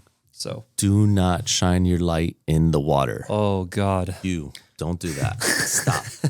Stop shining your light in the yeah, water. stop. Jose, turn your headlamp off. Yeah, Yeah. that's a tough one. Yeah. No, you That's a tough cannot. And my number one thing is properly handling fish. Fish, like right. seeing someone catch a fish from on top of a bridge and Chucking it off. taking photos and throwing it off like a piece of trash. Like that boils my blood. Like Yeah. take Yeah. the time to release these fish properly. That's my number one. If you fish these spots, you're killing your own fish. Yeah. Literally. If the person before you that caught that fish did what you did, you wouldn't have caught that fish because that fish would no longer exist. Yeah. So take the time to handle the fish properly. It's a great way to say it. Yeah. Because it's true. Yeah. Most of these snook get caught multiple times in their 100%. life. So Yep. if we treat them like trash, like we're gonna get trash at the end. Yep. We see it where we'll be fishing on top of a bridge. Someone will catch a fish. Let's say they have a drop net. They'll put it in the drop net, bring it up. They'll get the hook out, take pictures or whatever, and then they throw the fish back. Yeah. Release the fish back with the net. Like you took all this time to drive. Let's say you live 10 minutes from there. Let's say you live 2 hours or an hour away from there. Look at the amount of time and money you spent to catch that fish. Take the time to drop it back in the net and make sure it's released properly. You throw that fish off the bridge and it flops sideways or it doesn't get back kicking, that fish is dead. Yeah, it's not unlimited. It's not. Like there's not an unlimited amount of fish. And I've seen it from when I was young fishing till now, and the changes that has happened. It's getting worse little by little. If we don't take care of it and learn to release fish properly, it's going to get worse and worse and worse. It's seeing the decline, I think, is one of the biggest reasons why we're even talking about this right now. You know what I mean? Because we actually care, just like all of you guys watching this. So really treating the fish well. How many times we're fishing off the side of the bridge and we hear, people just that fish is dead. Yeah, and for the most part, if you're throwing a big fish off of any bridge and it's hitting, it might swim off. Yeah, you can nose dive them and drop them perfect. It happens, but still, it's a lot of those fish don't make it later on. You know what I mean? We also do fish the inlet in the summer, and we've seen glorified captains with their live bait fishing inside of the inlet and taking too much time with these fish out of the water when it's hot. And I've literally sat there one night and watched 6 giant breeder fish float by us. Yep. And if I told you the captain's name, all of you guys would be surprised. You know what I mean? And we see it. We see the photo show going on in the front of the boat, and we see them holding the fish out of the water. And I've seen it. I've seen 6 fish float by one night, and it was depressing. And even when we go shoot with like Trevor, it's holding the fish off the side of the boat. It's bringing them onto the boat for a split second and putting them back in. And like even Trevor doesn't understand how sensitive it is. This sometimes. fish has to go back now. Yeah, there's no. We're holding the fish in the water. Like, you're ready? Are you ready? Like, this fish cannot die. Yeah, no, 1,000%. And a lot of the things with the etiquette piece, if we look back, like even personally now, just thinking about it out loud, it's honestly made us better fishermen. I can say it just from personal experience. Like, for instance, the etiquette thing I was harping on, right? Like, just go to a different bridge. Yeah. It's easy to say because I was looking for a bite at a specific spot, and now I'm not there for that bite. So now I'm going somewhere else to find something, and I can't tell you how many other areas I found bites from because of that. Because I had proper etiquette. Yep. So you might not see it initially, right? It's always like good karma to a certain degree if you believe in that. Mm-hmm. But you will see it come later on as you go into another spot or to another area, and it's just good on you as a fisherman. It's just a humbling thing for yourself. What do you want to do? Get somebody sloppy seconds? Yeah, like man. the guy's there blowing up the spot, throwing all those lures there, and then what? You're gonna go up behind them, and which we've done, but yeah, when we were 15, 16, 17 years old, or just it's like Ben is saying, you could definitely find other spots, you could find other bites, and like it makes you a better fisherman. It makes you learn new places, makes you fish new places, and that can turn into some of the best spot you've ever been to. You don't know. And some of the funniest stories too. Yeah. and where somebody else is not fishing, because like if somebody Right. else is not fishing that tide consistently, you kind of got it to yourself at that point, which we've been able to find a lot of bites like that by not being where everybody is at. 100%. So correct. And then just bridge fishing and the whole scenario when you talk to somebody, whether it's a fisherman or not, and it's like, oh, do you mean you were at a bridge at 3 o'clock in the morning, 4 or 5 o'clock in the morning? It's like, yeah, I was out there fishing. And they're like, well, do you see anything crazy? And man, we have stories that will just make your head tilt back. I mean, I'm sure you guys have a couple, but one that sticks at the end of that I'll always resonate with me is the one where I was in high school, and there was a group of people. They were obviously, under the influence, and I had caught one, and they just completely lost their mind. Like one guy started freaking breakdancing. The other one started running down the bridge. There was another guy just hollering and hollering. And like, there's all sorts of crazy people that you'll pull up on the bridge. And I mean, that's just one. I have tons, but do you guys have any stories for people on, the interactions that you have with people with bridge encounters? Got tons of them, but like you said, you're fishing at weird hours of the night from 11 p.m. till 5 a.m. and you run into drunk people, you run into bums, you run into drug addicts. Like, you come across some crazy stuff. And sketchy. Yeah, a lot of sketchy scenarios, a lot of funny scenarios, and one scenario, like fishing down in Miami, there's this one little bridge we like to fish, and I told Jose, like, one time I went there, there's always a bum underneath the bridge, and I get down there fishing, walk across, and I stepped on something. I look down, I'm like, is this like raccoon shit? And I'm looking at it close, I'm like, that's too big to be raccoon shit. That's somebody literally took a shit there. Like, that's a pile of human shit. Yeah. And I look down the bridge and I see like toilet paper down the bridge, and I'm like, I just stepped in some guy's shit.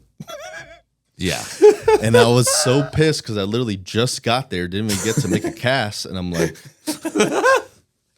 I'm not cleaning this shit off my shoes. I literally took my shoes off and left them there. I'm like, I'm not cleaning this shit up. I'm leaving them right here. And still to this day, if you go underneath that bridge, that guy is shitting off the bridge. He still lives there. And last time we went, like 20 times after, I stepped in it, and it's Joey walked right into it. Yes, dude. And I'm here trying to like film Brandon because it's like a cool spot, and I'm not looking. I'm looking at the camera. I'm not even fucking fishing, which is the worst part of this whole thing. And Bobby. I'm looking at my phone ringing, Bobby. And Brandon warned me about it. He's like, I've seen it there many a time. This guy shits off the bridge. Seen it there. On the fucking seawall, dude. And yeah, I stepped on it and I almost threw up. And you'll find, you run into all kinds of crazy people, especially in Miami. Yeah. Miami's probably not the safest spot. There's a lot of places where you could go that are not safe to. Yeah, like one night I'm at a bridge and it's like 4 a.m. Now I know it's a place I shouldn't have been, but when you're young and you're trying to find new spots. You know that neighborhood. You should not have been there. And this guy's just white shirt, literally just full of blood. Just like blood all over. Looks like he just murdered somebody or he just got hit by, I don't even know what happened. But I was like so shocked. And this guy's just, I don't even know what he was saying to me because I'm like, oh shit, this guy's full of blood.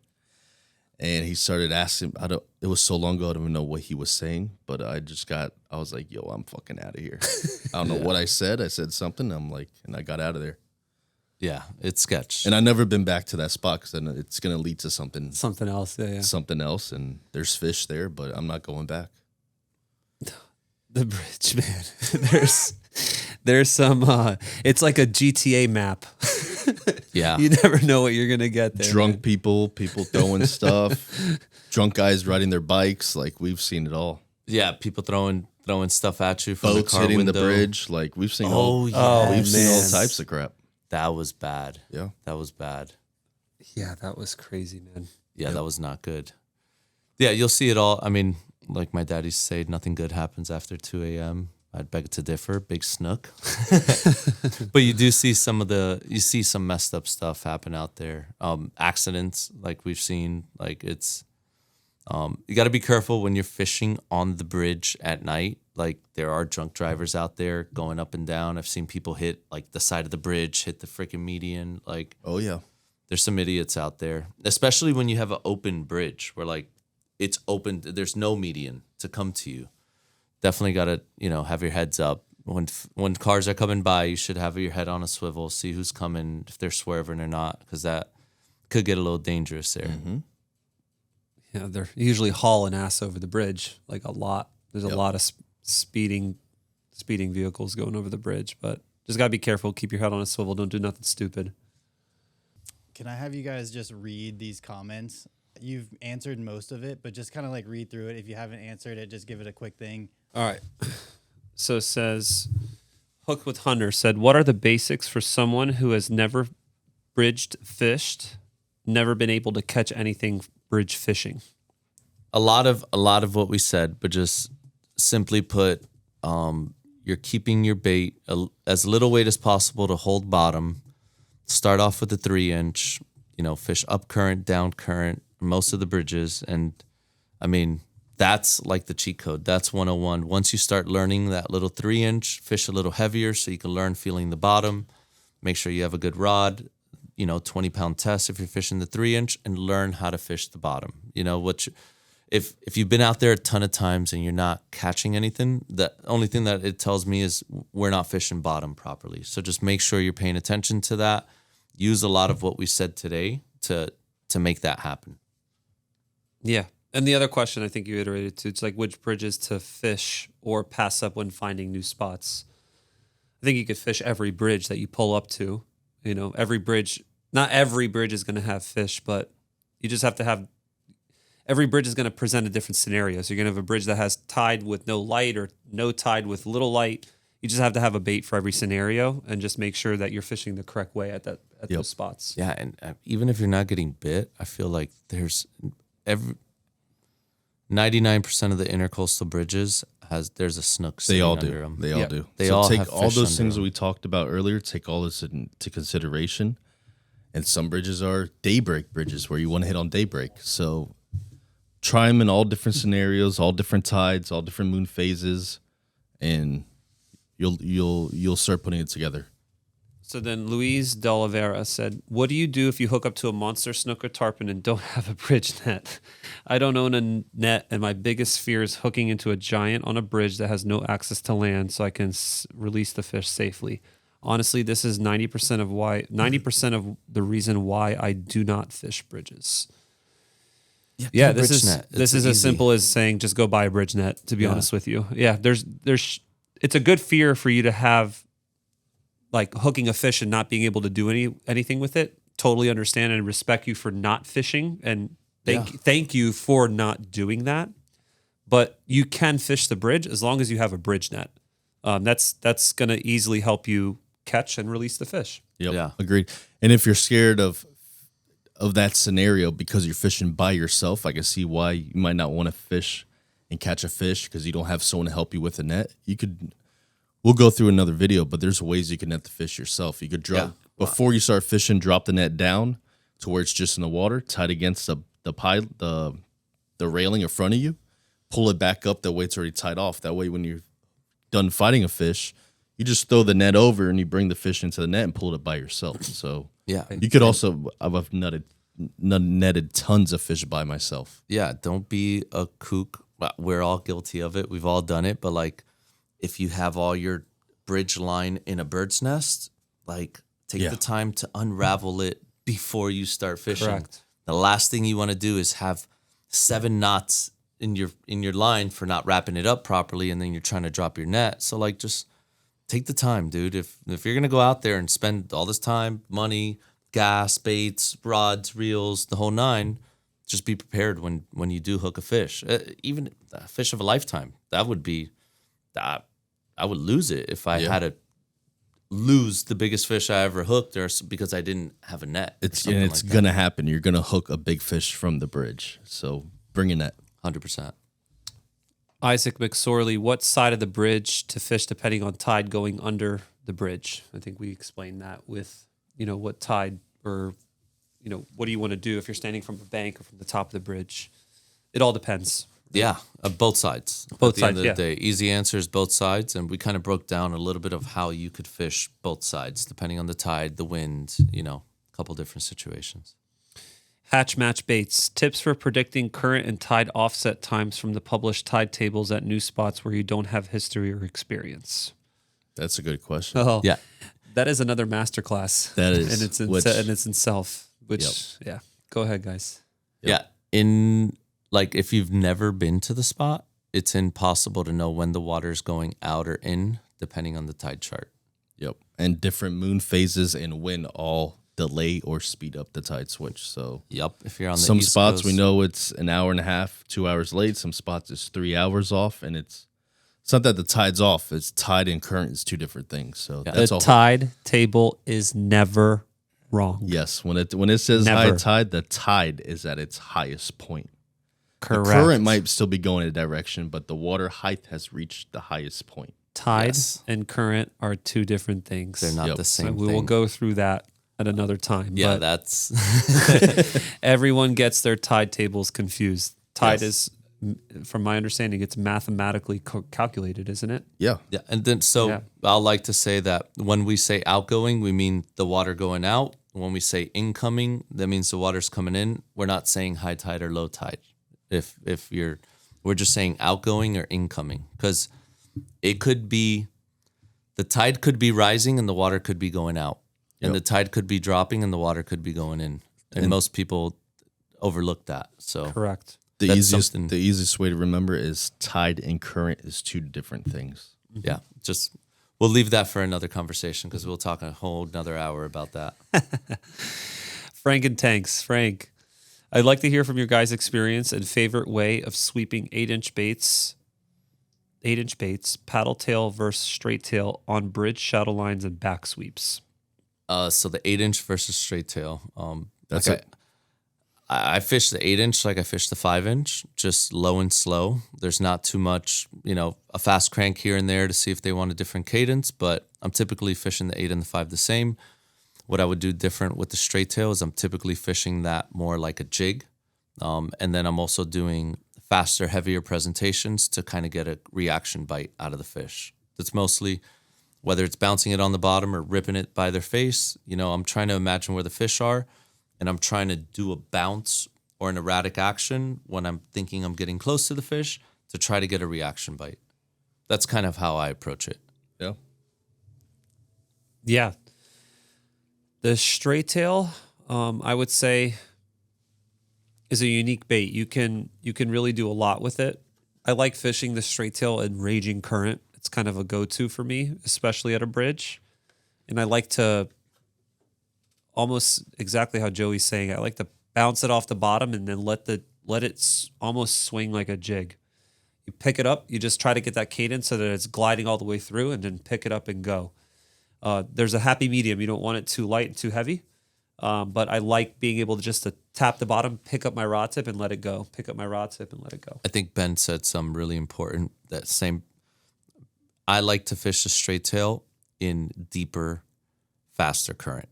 That's one of the things I like to do. So it's deeper water, faster current. I'm typically fishing a straight tail. Once it gets shallower, and I'll still do it less than 10 feet, but less than 10 feet, 90% of the time I'm fishing a paddle tail. That's kind of, there's no right or wrong way there, but. From Scott Fish, do you wait for the fish to bite or move spots? How to chase the bite window with the tide? Kind of went over a little bit of that, like chasing the tides, whether you're going north or south to keep the same tide or you're looking for a different tide. And then don't ask me about how long we should stick, because all my big fish have come after I've wanted to go. So, And then the last one from Saltwater Heart Fishing, talk about the moon in the relation to your bites. Yeah. That's a whole topic on itself. But it's a whole different. I think we should save that for another one. It's a real simple answer. Is certain times of the year the moon is everything, and fishing around before, on, or after is a matter of catching a giant fish or not. So certain times of the year the moon is everything. Yeah. Moon rise, moon set, overhead, underfoot. We found all four of those windows there's something to it. And whether they're going to bite on the moon rise or the set or the overhead or underfoot, there's definitely something to that. And there's something definitely to that when it comes to big fish. All right, guys, if you've stuck around this far, we're going to give you a little bonus. A great example here of a bridge. And we're going to have Brandon kind of break down this bridge, explain to you, let's say on an outgoing tide, currents going what way, what he's casting, how he's approaching it, and kind of give you a little insight on how to fish a bridge with like a visual demonstration. Yeah, so let's say this is a bridge I've never been to. I'm going to show you how I would break it down in the cast that I would make. So let's say the current is going this way. Let's say it's an incoming tide. That means the current is moving from right to left. First thing I'm going to do is I'm going to start up current. So right away, I get there. Let's say there's light shining down the water. I'm going to stand right here and start making my cast out this way or this way, depending how fast or slow the current's moving. Again, I'm going to be casting out here. My lure's going to be sweeping this way. By the time it hits bottom, let's say it's around here. And I'm going to start fishing in between the spans. So in between each piling.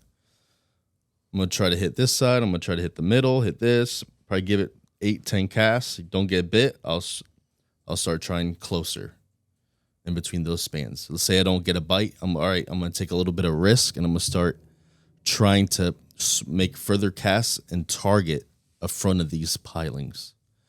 So you want to bring it so that your lure is literally might hit the piling. A lot of times those fish will be underneath the bridge. Current starts moving. They will pull up a front of these pilings or just on the edge of these pilings. So that's when I'll start really trying to dial it in and really start targeting right side, left side of front of these pilings. Let's say I catch a fish or I'm not getting bit. I'll start moving and I'll come up here and start making a cast this way and giving my bait a different angle, like we talked about earlier. Giving your bait a different angle is giving these fish a completely different presentation of what your lure is actually doing and how it's sweeping. When you're here, your lure is going faster underneath the bridge. If I'm out here further and casting out here, now when my lure's sweeping back, it's coming back at an angle. So I'll make a cast out here, let it hit bottom, and I'm working this on an angle. So my lure will be on that shadow line further. Sometimes I'm able to sweep further underneath the bridge when I'm coming further out on the side of the bridge. So playing around with those angles, moving further, closer out, is going to give you all different angles. Let's say I don't get bit. Let me erase this real quick. Let's say I don't get bit on the up current side. Let me just erase this. Let's say I don't get bit on the up current side. I'm going to walk underneath or on top of the bridge and fish the down current side. So I'm standing right here. My first cast is going to be a diagonal cast of the bridge, and my lure is going to be sweeping this way, away from me. So I'll make a completely parallel cast to the bridge and start covering water. And remember, the further casts you make, you're going to completely, let me move this down. You're going to completely cover a completely different area of bottom. The shorter casts you make, you're covering a completely different area of water. So change up your casts. Make far casts. Little by little, shorten your casts. And boom, you might get a bite right here. The fish are sitting close. So always change up your cast. One thing I always see is people get out there and they just bomb it as far as they can. Those fish aren't always as far as you could cast. Most of the time, the fish are really close. Let's say, look at this ledge here. Those fish are might be related to this edge.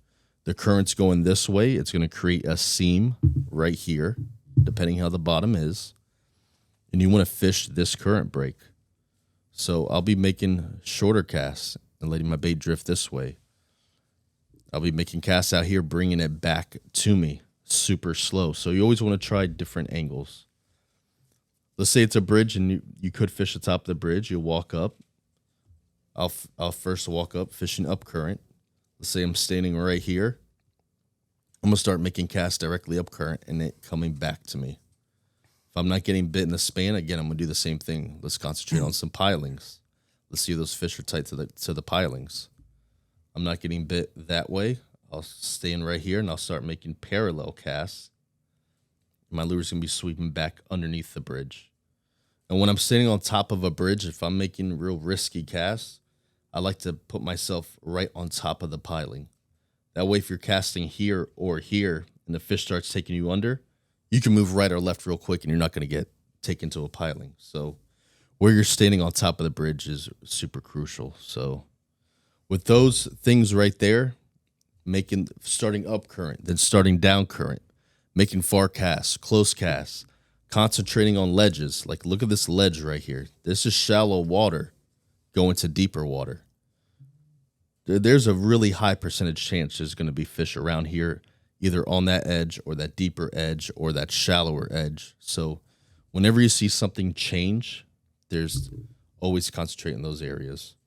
This was a long one today. I'll be honest. So this was a long podcast, and I feel like we could have talked for like another hour or two. For sure. Easy. Yeah, appreciate everybody that stuck through till the end. We appreciate you guys. we got some cool stuff coming down the pipe. We should be dropping this podcast right around the same time that our new 3.75 inch bait is coming out. We're really excited about that. We want to start this YouTube channel not only to educate you guys, drop some of the knowledge that we've been able to accumulate over the years, but we also want to share some of our fishing adventures with you guys. So we got some cool videos coming. At first, we're going to crawl, walk, run with it. So we're only going to do 2 episodes a month. We're going to wait 2 weeks in between every episode. We're going to stagger it. So we're going to try to drop a podcast 1 week or in the beginning of the month, and then we're going to try to drop a fishing video. So stay tuned. We got some really sick videos. Fishing up in the Northeast for striper and tuna. Videos fishing in Louisiana for giant yellowfin tuna. We have some great videos with us going to the West Coast tarpon fishing. I mean, we got a couple already banked that are bangers, and and we have a world record that we broke, world record redfish. So stay tuned. We got a lot of dope, videos to show you guys. So many ideas when it comes to the podcast, and this is just second of many. So appreciate you guys. Good. Yeah. Perfect.